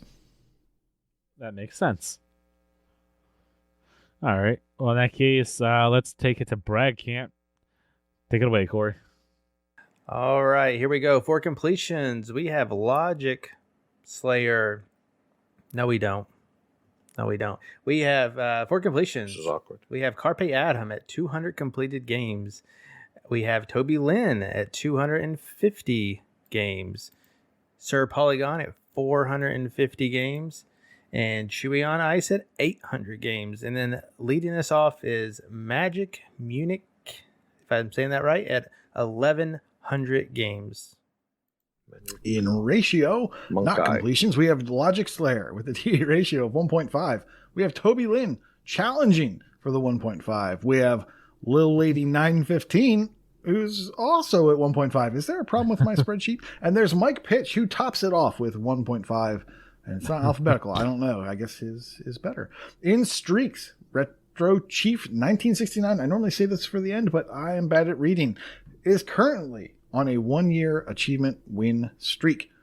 Hey. We then have EOJ with 50 days, False Serrano with 100 days, Cerebral Assassin with 350, Dioman 87 with 400, Eldritch SS, which I think that's new, at least new to me, 500 days. We have Philip Wendell with 600 days, and we have a Wakapeil with 3,000 days.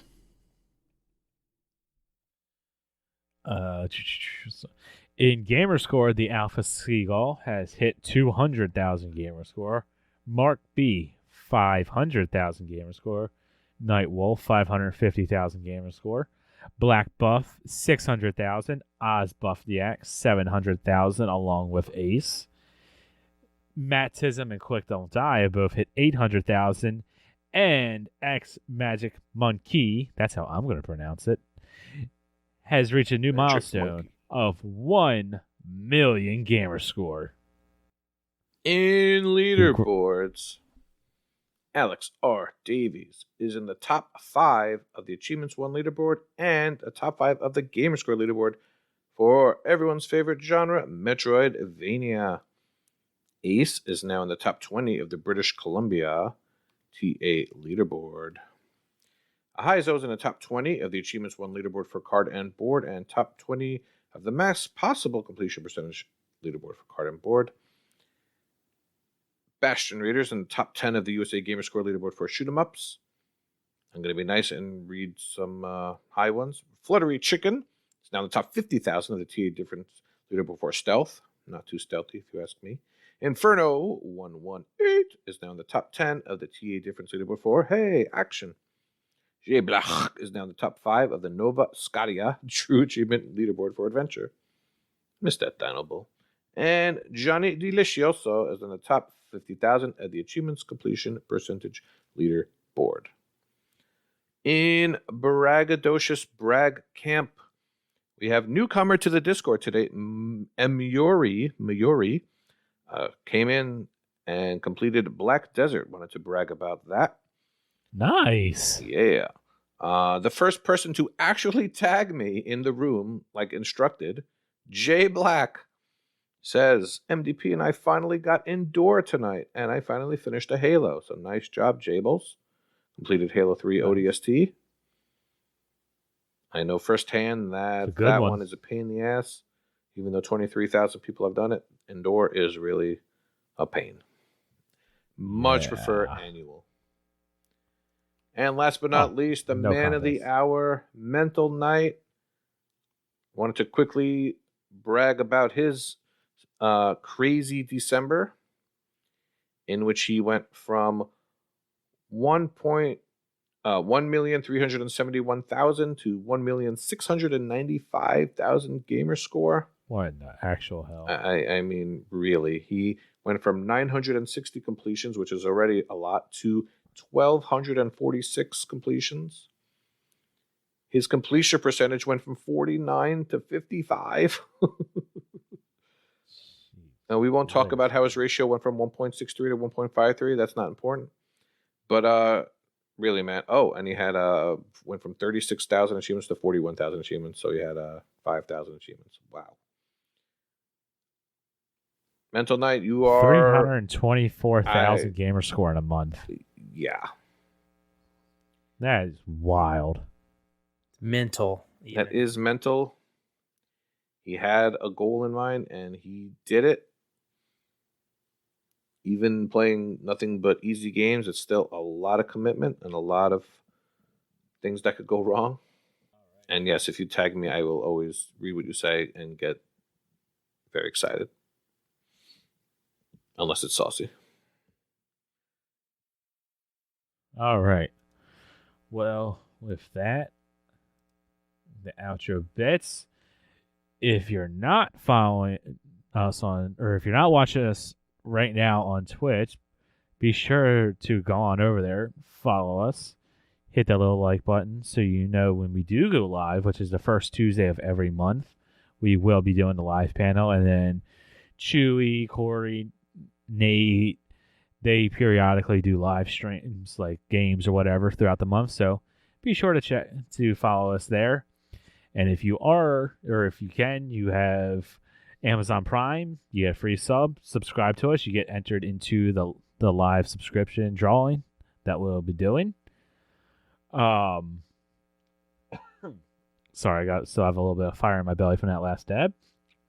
If you want to get into contact with us, you can do so by sending us a Twitter tweet on the Twitter at Achievements101. Join the Discord, discord.io/H101. We've got a bunch of different contests rolling out. Chewie's doing awesome work with year-long contests, monthly contests, all kinds of stuff. You get in on the action there. I know there's a lot of people that have been joining us for the BCM. There's been some GTAS talk, some general talk, all kinds of stuff. Discord is the place to be. We got lots and lots of people, hundreds of people you can join the community with, hang out, talk. It's a great way to distract you from work throughout the day. As I was saying before, subscribe to us on YouTube.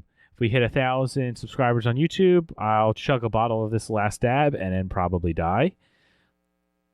And then last but not least, as always, thank you to the patrons. I do that every time. Thank you to the patrons. You guys are what keeps the show going, lets us do all these contests and giveaways and this and that. If you're able to help us out, patreon.com/achievementhunting101. We greatly appreciate your support. 2022, a goal that is ours is to be giving you all more content. We will be getting more out on the regular, starting with Rockers Rambles. If you want, Corey, if you want to give a little rundown of what that is. And the first one that you've done. Yeah, Rockers, Rambles, or whatever I'm going with. I don't know, but that will be a consistent every first and third Tuesday show exclusive to Patreon. And it's just me talking into the microphone about anything. So, that'll be happening consistently throughout the year. I talk about stuff that I, with the podcast, and then personal stuff, and, just whatever kind of comes to mind. This first one happened to be about goals and some of the things I would want to get done with the podcast. So yeah, I don't know who wants to hear it, but it'll be out there. We're doing our best to try to do more for the Patreon. Patrons this year. Yeah. Thank you all for listening. If you're with us here live in Twitch chats, be sure to stick around for the ducky races. But with that, thank you all for listening. See you next week. Goodbye. Bye-bye. Bye, bye, bye, bye, bye, bye. Ducky, ducky, ducky time.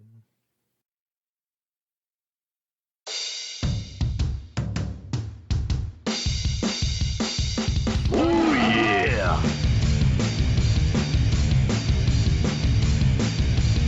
This is the end, my only friend, the end. And in the end, the games you play are equal to the games you start. Is that a quote? No, you were going for a theme. You're just trying to be thoughtful. I was going for just a nice little sing song. So was I. Yeah, I changed the lyrics, but. Hello and welcome to the last ever segment of VCCCW with me, Chewie on Ice, and Me, Vulgar Latin. Yep, that's right. After 2 years of providing the AH101 community with all manner of fun, crazy, over-the-top, ridiculous, but hopefully engaging and entertaining challenges and contests, we are closing the chapter on the VCCCW. But it's not all over. We are pivoting, I think is the business term. Yeah. We are reformatting, rebranding, promoting synergy. And we have something new to bring to you. If you've been following along the Discord, you'll have probably seen a lot of this stuff already, but we'll just go over it at the end of this segment. But before we get to that, we should talk about the final monthly challenge of the VCCCW, which was the Backlog Burner. So for that one of my favorites. Love backlog competitions. This was the ratio of each achievement added on to how old it was onto your tag, and then you got a completion bonus of the age of the game plus the game's ratio. But nothing you started in 2021 counted. Yeah, so it was true backlog, and it's your own personal backlog. So, yes, it favors people who have been around the site for many years. You love backlog contests, and I can tell because you smashed your backlog on this one. I went buck wild. Yeah, it was a new twist on backlog contests. We've had about 3 or 4 of these different flavors of backlog bashing, backlog burning, backlog blitzing, bouncing. Wow, we have tackled the backlog every way you possibly can. But this was a good one. It was interesting because it was about ratios, so it was about thinking about those achievements in those older games that maybe you have left because they might be a bit hard or a bit grindy, and just saying, you know what, go and knock them out, go and finish them off. Maybe it's a multiplayer portion in an old game that you've kind of been skipping over with that kind of higher ratio stuff. And yeah, you smashed it. You completely knocked it out of the park. The scores are kind of crazy on this because of the way that it worked, the adding of ratio to number of achievements in a game. So you ended up with literally thousands of points. Yes, looks like 2492.21. Yeah, so just shy of 2,500 points, which is pretty far out in front there. But there were plenty of other people who did lots of good backlog burning. They burned down their backlogs. We got Iron Fist of Snuff in second, Jay Black in third, a Heizo in fourth, Useless Fat Dog in fifth, and Katie Echo in sixth, who's quite new to the Discord and really got in there with the first contest I think they really got involved in. And they all got over 1,000 of the backlog burning points. That's saying a lot because it's yeah. yeah. It did take some focused effort to really pump up those numbers. I think you had to have old games with lots of achievements and some pretty tasty ratio sitting around in your collection. What did you focus on? My focus was primarily Forza Horizon 4, and then Hitman 1 and Hitman 2. Because of the way that the Hitman lists are, I would do something in Hitman 1 and then immediately do it in Hitman 2, because I started them several years ago, but they have fairly high ratios. So each one was about 8 ratio because of how long I started them. But I also went hard on the past and joined some people for a Fear multiplayer boost. And I started that game in 2008, and the ratios on those are really nice. So those were good. I completed, I did Brothers in Arms, which has 0-point multiplayer achievements, and I found the only way I could make those useful for anything. And I started that game in 2009. So I went for, if I had a game that was old, I just went for it. Yeah, sensible. Yeah, we had quite a few old completions actually. So Mad Lefty completed Halo 3, which he started in 2007. Backlog burning would have potentially been part of that, but also I assume that was to chase the server closures for the Halo games. Like you say, you did Brothers in Arms, but you also did BioShock, Fallout 3, and Lego Batman as well, all from 2008. Yeah, it's and looks like Echo also did Call of Duty 4 from 2010. Yeah, when I look through the stats, I'd say that you guys really kind of stood apart in tackling really old games. The vast majority of kind of quote unquote old games that people were doing were kind of more around the 2016, 2017 era, and it was weird because there was then like a massive jump between then and then like the really old stuff that you guys did. Not a huge amount from like between 2010 to 2014. I just found that interesting. Kind of I think most people's backlog, if they think of their backlog, it looks like that's as far back as they're going, kind of 2015, 2016. Yeah, I noticed a lot of people started around then, which is like the Xbox One era. So I noticed a lot of people started around then. Yeah. Also, the reason a lot of people got a lot of decent points from kind of 2016, 17, 18 was because we got a new Minecraft title update, which for GTASC purposes people were knocking that out and then getting new completions in Minecraft, which counted obviously for the contest. And Human Fall Flat. And Human Fall Flat too. Yeah.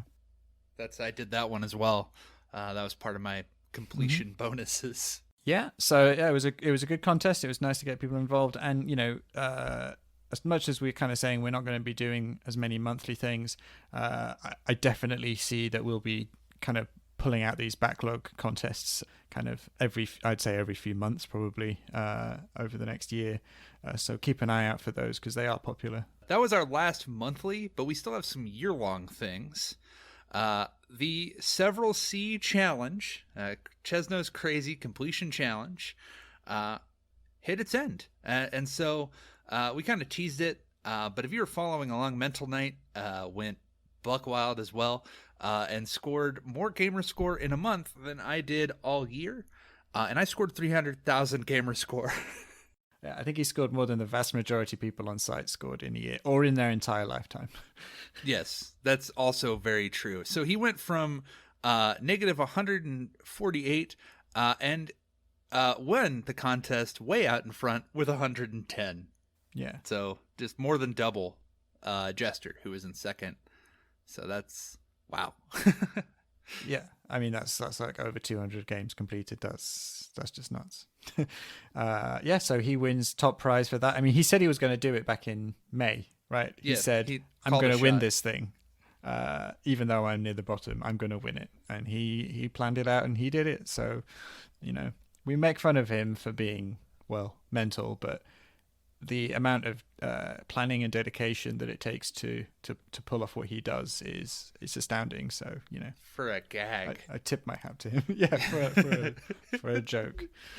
Yeah, but it should be pointed out that just he held firm on that spot. He was pipped at the post at the very last minute, but he held that first place spot for many months throughout like the 11 year. months. It was, like he really held on to it, and to hold a positive completion difference of that magnitude in a community which is all about having huge backlogs, starting loads of games, bean diving, is quite a thing, and that goes for anyone, I think, who ends the year with a decent positive. So as well as Jester, we had Stan, who's Toe Style Venom, EOJ, Prue, J Black, Death Dealers, Mike Pitch, Neo.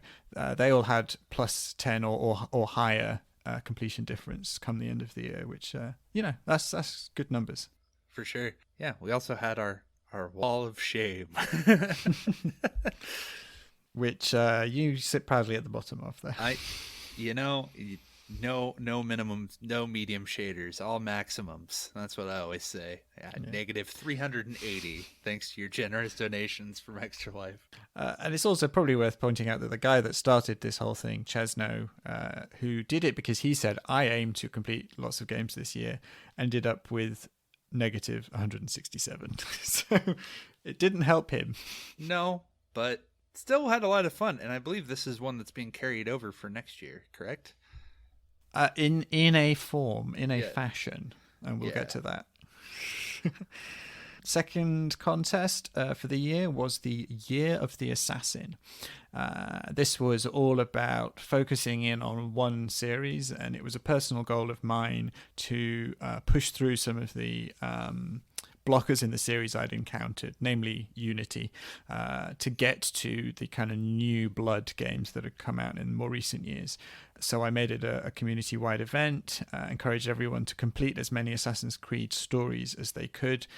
And then partway through the year, we also tagged on a community goal to fully complete the entire series, the entire Assassin's Creed series as a community. So get at least one completion in every single one of those games. And as we talked about last month, we managed to achieve that goal, which is simply amazing. Yes, that's crazy. It is fantastic, but we can now wrap everything up nicely in a little package. So just in December, I actually having done Unity, Syndicate, and Origins stories, plus a bunch of DLC, I knew I wasn't going to get onto Odyssey and do anything really with it in 1 month. So I actually pivoted to one of the smaller games, the Chronicles games, Chronicles China specifically, which is when I had been dived, and I thought, I'll give this one a try. And I pushed through and I did the story for that one. And I actually really enjoyed that. It kind of was a different spin on the Assassin's Creed. It felt very Assassin's Creed, but the gameplay is very, very different. It's a 2.5D kind of stealth kind of action game. It was cool. It was fun. I look forward to doing the other ones. Also, Shabobble completed the Revelation story in the Ezio collection. And Neo, who has been smashing them out recently, completed the story of Unity and did all of its DLC. And finally, Wildwood Mike also did Origins DLC. Nice. So that was the end of December. So looking across the whole year, we had 63 people sign up for Year of the Assassin. Now, out of all of those 63 people, not everyone got round to doing anything in the series, but 54 of them did. So only 9 people skipped out on the series in 2021. So 54 people unlocked at least one achievement in the series. On the story side of things, we had 23 of those people completing 52 individual stories. Now, we counted stories within the Ezio collection, counted for multiples, as did Remastered, the 3 Remastered. Yep. So some people did like the whole Ezio collection, and that counted as 3 individual stories. So that was really, really cool. So we actually got a huge amount of story completions out there. In fact, the only Assassin's Creed game that did not have a story completion throughout the year was the first one, strangely enough. I guess everyone who wanted to do it has already done it by now. And for most people, it's just those down flags that are keeping them from completion. Me, yep. Yeah. The most completed stories were 2 from the Ezio collection and Unity. Each of those were completed 5 different times, which I think Unity, for me, was a sticking point in the series. And it's interesting to see so many story completions for it, because it kind of makes me feel like maybe it was for other people as well, and that everyone just decided to get Unity done with. That's but also seeing 2 done in the Ezio collection reminds me that is probably for a lot of people, their favorite of the entire series, or one of the best ones. So it was good to see people kind of jumping in on that. For sure, yeah. I actually did Unity myself, so I was one of those 5. Mm-hmm. Yeah, it was always one I wanted to get back to, so used it as an excuse. Looks like we had, for the total story completion, the leaders are Neo with 12. 12. He completed 12 different stories. Yeah, and a lot of those were stacks. So he did 3 twice, Liberation twice. I think he did Black Flag twice in Unity and Rogue as well. Rogue twice. I think he did Rogue. He's just smashed through them. Yeah, from a particular time period, he did all of the ones from that time period. So that's crazy. You and Tara each had 4. So that you can see the kind of the disparity there. 12 to 4. Yeah, and then Enigma Gamer 77, Triple Triad 777, and myself had 3. I mean, Neo wins. Neo won. He won the thing. Neo heard me say, "Hey, let's play some Assassin's Creed games," and he just was like, "I'm gonna play them all." Do I ever? Assassin's Creed. Yeah, and as we mentioned, the other kind of bit of it was full completions, and we wanted to do everything as a community, which we achieved. So a bit of stats on that. We had 22 people who fully completed 45 games. So for a lot of people, that was, starting from the beginning and completing the entire game. But I think for a fair amount of people, it was actually going back and wrapping them up. And I saw quite a lot of Brotherhood completions, Revelations, Assassin's Creed 3, which I think was people doing boosting sessions primarily within the community, which was really great because it helped people kind of get those completions that they'd been missing for a long time, I think. And as we already mentioned, every single Assassin's Creed game and every single stack of every single Assassin's Creed game was fully completed by someone in the community, excluding the Pirates games, which we don't talk about. The most completed games were actually Brotherhood and the Xbox One version of Black Flag. Each of them had 5 completions each, which I do put down to, I think, multiplayer boosting within the community, which is really cool. For sure. And then our full completion leaders are Neo had 5, which is unsurprising. Kingsman had 4. Ahizo, Hawkeye Berry, Mattism, Terra, Triple Triad, and Wheezy Fuzz had 3. So there we are. Yeah, less of a disparity there with the full completions leaderboard there. And Kingsman actually did, I think, all of them in like 1 month. He just had like a few achievements in 4 games, and he just wrapped them all up in a single month, pretty much. So we, because of the full completion of the entire series, we actually said if we manage to achieve that goal, we unlock a prize pool that we would give out to people, and for every completion that anyone did, that would count as a draw entry for the prize pool. So we had 2 prizes on offer, and the winners of those 2 prizes are very appropriately Neo, and this was completely random. I did not think, oh well, he's done the most, I'm going to give it to him. Yeah. He should have got it, but he managed to completely randomly, with his 5 completions entries, win the first prize, and Wheezy Fuzz won the second, which is also kind of appropriate because it was Wheezy Fuzz who managed to complete Valhalla and secure us that final completion that we needed to unlock the prize pool. So fantastic all around, really. Yeah. And there's only one person who signed up for the contest and didn't unlock a single achievement for the whole year, and that was Carp. Not the whole year. Ever. So 9 people didn't do it for the whole year. This guy still has never even put an Assassin's Creed game in the disc. I think he has now. I think he did, but it's after New Year's Day, so it doesn't count. But it was Carpe Adam. We called him out on it. Carpe Adam. It's cool. Just a bit outside. Yeah, he has said he's going to do more of the Tomb Raider this year, but yeah. I shouldn't call him out. Believe it when I see it. I'm gonna. And that brings us to Goal Getter. So Northern Lass beat out Mental Knight's insane scoring, but with that insane scoring came a terrible ratio. So she was able to take the top spot there, which is crazy. Like that's nuts. That's absolutely nuts. That's like the power of Goal Getter. The baby scoring will get you very high, but that ratio just pulled him down. Like he got thousands of achievements and hundreds of thousands of gamer score, and Northern Lass was just like, nope. Hundreds of completions too, which is the other And if you look at the table here, it's like first place, almost dead last. Like that's how insane that the disparity is. So it's kind of nuts. But also Retro, Katie, Ace, and Jimbot also had very solid months too. Yeah, they high on the leaderboard. And if we take all of those December scores, shove them in, and look at the whole year, not much changes. Let's be honest. We kind of called this out over the last few months that the top, at least the top 1, 2, or and even 3 were kind of locked in at this point. So yes, Mental has one goal getter. Second place goes to probably my favorite person. Aww. Is it Mr. Jimbot? No, it's you, my friend. You had a very, very strong year. Yes. So Mental Knight had a crazy year. You had a solid year. And Jimbot 2 came in third. And even though those were actually pretty solid, the rest of the table actually got a little bit of a shift this month. So Northern Lass, with her epic performance in December, managed to climb up into fourth place, beating out MDP, who had been pretty secure in that high position for quite a while. Unfortunately, Lego Head didn't have the best of months, so he took a bit of a slide from 6th down into the 10th, but he stayed in the top 10, and that was his goal for the year, so, good for him. As a result of Icefire, unfortunately, also slipping out of the top 10, that gave Alex R.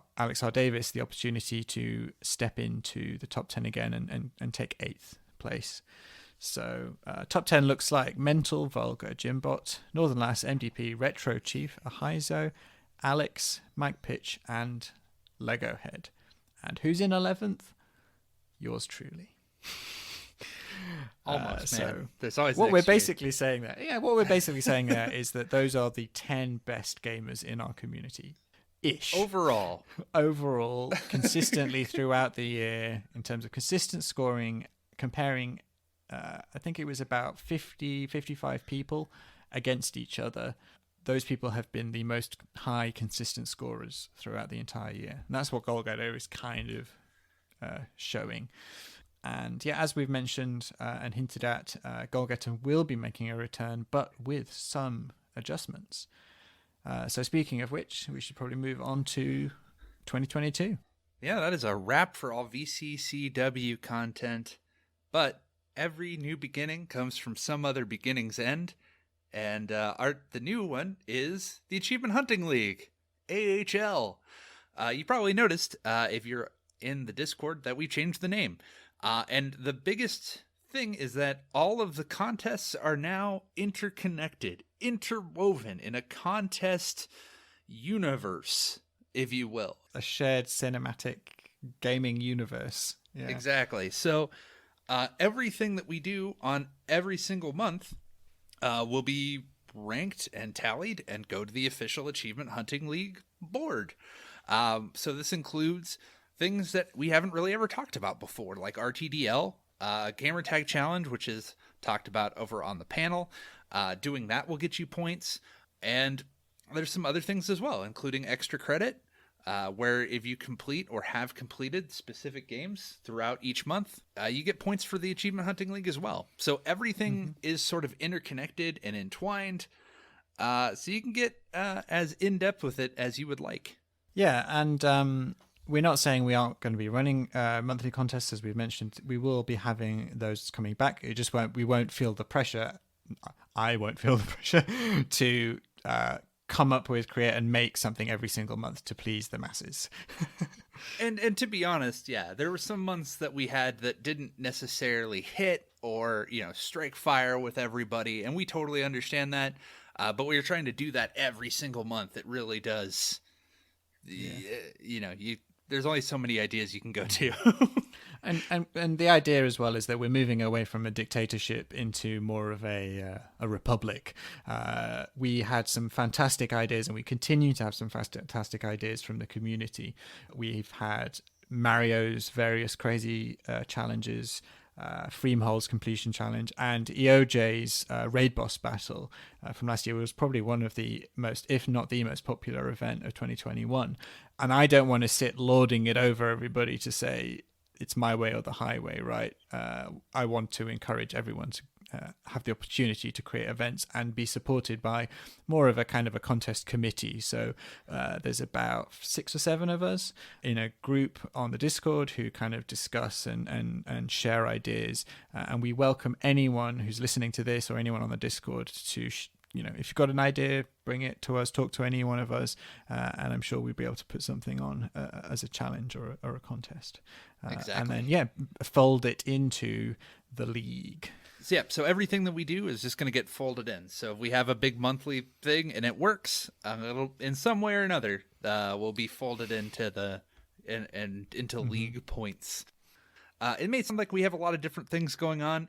Don't feel the need to do every single one of them. Kind of by design, you're not supposed to. You're supposed to be able to just sort of do your own thing. Yes. If you have any questions about that or questions about the things that count for the league or what's going on, we also have a contest info channel. There, I believe you can sign up for contests that we're doing. Yes, there. yes. So one of the comments that we got regularly with VCCCW was that there was a lot going on and it was hard to find out what it was and how to get involved. And this is sprawled across multiple different channels and different places. So we've created a single channel with all the information summarized and a place to, in some cases, opt in and see the spreadsheets or whatever in the contest info channel. And that should give you everything you need to know. And if it doesn't, you can shout at us and we'll make it right. Yep. So, I believe we also mentioned extra credit. So there's going to be 5-ish every month. I've sort of played around with the idea of some months going for a seasonal theme. But for now, the 5 that will be the 5 different types of games that there will be, which there'll be a quickie, which is a 0 to 4 hour game, which this month is River City Ransom. A random game that's on Game Pass, which is What Remains of Edith Finch. A game that's highly rated, which is a 4+ on TA. Right now it's Sniper Elite 4. We have a random genre, which this month was Beat 'em Up. And the game for that is Dungeons & Dragons Chronicles of Mystara. And The Rug, which is a random Ubisoft game. The Rug really ties the whole room together. And that one's The Crew. So if you've completed those games or complete them by the end of January, so you have until the end of the month to have either done it or complete them, you get bonus points for each one that you do. Mm-hmm. Yeah, that's great. And then the other kind of things that we've got floating around at the moment for 2022 are Mario's Trek Craft, which I think we've talked about a little bit already. Most people should be pretty much well aware of now, and actually the signups for that are closing very soon. And that is a team-based event where people can create a team of builders led by a captain, and whatever score that team does throughout the month of January, the captain can then assign to various different components building a spaceship. Okay, and that spaceship can be any size. The components can be things like thrusters, shields, fuel, AI, a variety of different components that are built on things like gamer score, ratio, completions, and some more kind of, let's say, fruity different things like thrusters, I think, is the TA multiplied by the game size, things like that. And once the ships have been built and a destination has been selected, the ships will be sent off into space, where they will hopefully reach their destination. But Mario promises that there will be weekly events that happen that could cause some delays, let's say. And there's been a lot of fun chatter about that. And it's kind of, this is a very silly, fun, kind of story, lore-based, role-playing type of event. We've got a thread in the AHL channel, which you can choose to follow, where a lot of people in there are talking about their spaceships and the size of their spaceships. And the big ones, I have to say, are clearly compensating for something. So yeah, you have limited time. I don't know when this comes out, how much time you will have, but if you're interested, be sure to join in. And we had alluded to it prior, but there is Goal Getter 2.0. So Goal Getter is back and better than ever. This time we're adding in different categories to sort of balance it out between people starting and, because before you could win just through easy game spam. So now we are adding TAD as a factor that we're going to measure you on, and completion difference. So kind of rolling in Goal Getter and the several C challenge together. They're fusing, polymorphed.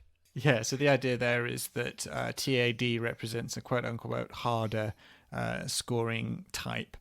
So people who are more focused on ratio and TAD, True Achievement Score, will then do a little bit better. And also, if people are aiming to complete more games than they start, that will also help give them a bump, which will be quite interesting come Bean Diving month. We'll see how that one goes as well. And because that's monthly scoring, that's something that could be a little bit gamed by things like title updates. So it's that's kind of a wild card ranking there, but we thought it could be fun to add it in. We'll see how it goes, and Goal Getter counts for the AHL as well. So if you're interested in that, feel free to sign on in. We're also switching focus, so from Assassin's Creed to Tomb Raider with 2020 Tomb Raider. So funny. You're great. Literally, that is the only reason this exists. That's it. I think Koosh coined that phrase. Oh, we should do 2020 Tomb Raider, and I was like, it's a lock. Done. Yep, that's it. So there are, I don't know, what is there, like 7? So there are the 3 360 games. So the original reboot series, which are Legend, Anniversary, and Underworld. Yep. Then there are the 3 remake, kind of, or remaster, or whatever games, the new games, the Tomb Raider, Rise of Tomb Raider, and Shadow of Tomb Raider. And then there are 2 isometric games, Guardian of Light and Temple of Osiris. Yes. Same rules as Year of the Assassin.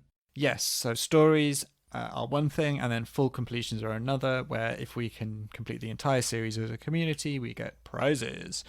There's fewer games, and there's obviously fewer stacks, so it should be more achievable, but at the same time, I feel like Tomb Raider is maybe an overall less played game series than Assassin's Creed tends to be. So it might be a little harder, especially the old 360 games. I don't know if they get as much love or attention these days, and I don't know what people have in terms of their collections on those. But they are all backwards compatible, so... minus the 360 versions of the reboots. Yes, the original Tomb Raider and Rise, was that? Yeah. Yep. Yes. But also, as was asked earlier by Mental Knight, weirdly enough, one of the old 360 games includes one of the other 360 games as DLC. Yep. And yes, you will need to complete both the base game and the DLC for the full completion. But if you do both, or you do the DLC, that counts as an additional story completion, because technically it is another game in the form of DLC. A very weird release, that. Very, very weird. But you can do it. Stack it even. So yeah, let's see how fast we can get this done. Nice. And then the final one was something that came in to me fairly late on in the year, when I got a couple of racing fans sliding into my DMs. Inigo Toyota and Dude with the Face had an idea for a genre-themed challenge for the year, based around the racing genre, which they're particular fans of, as I mentioned. And their idea was kind of to do a Grand Prix kind of thing.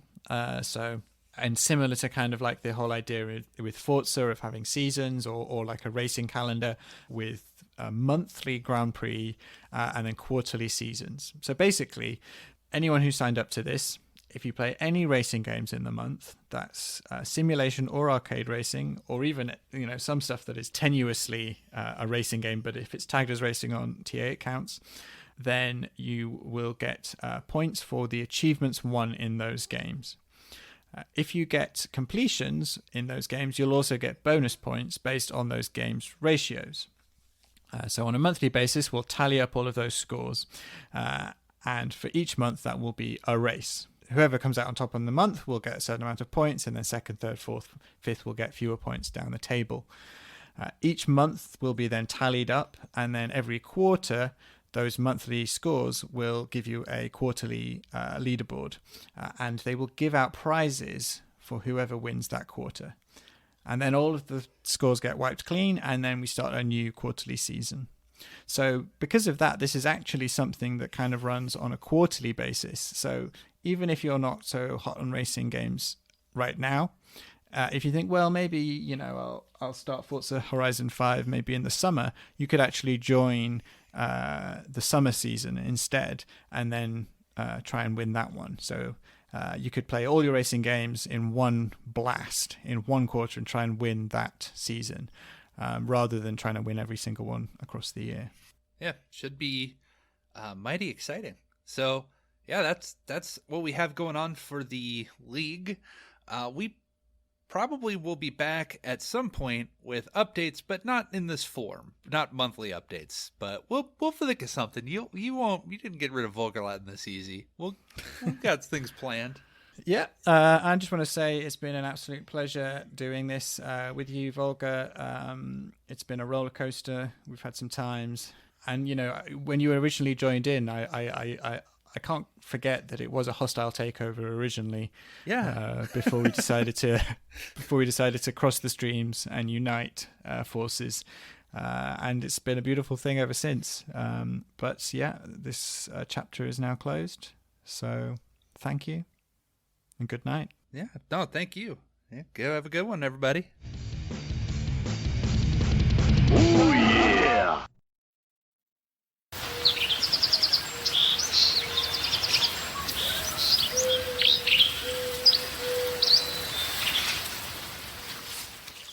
Hello, I'm Wakapeil, and I was pleasantly surprised by Lonely Mountains Downhill's recent DLC ending up a freebie.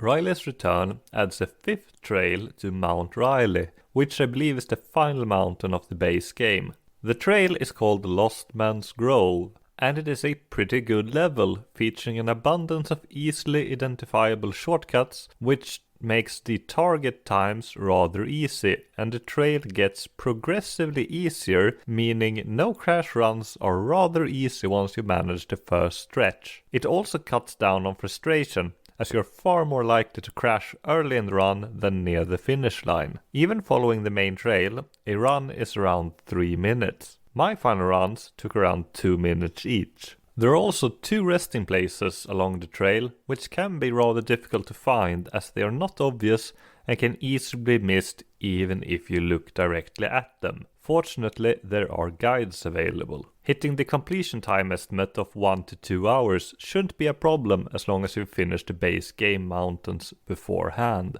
Riley's Return has 7 achievements worth 230 game score and 1200 TA. It will likely go down over time, but not very fast as it uses the DLC ratio formula. I did run into some technical issues where the game couldn't find any of my DLC, which is apparently a common issue. Waiting a few minutes at the main menu appears to fix it, but I hope it gets patched soon. I enjoy going back to Lonely Mountains Downhill and would have liked more new content than a single trail, but at the price of $0 I shouldn't complain. Have a nice day, everyone.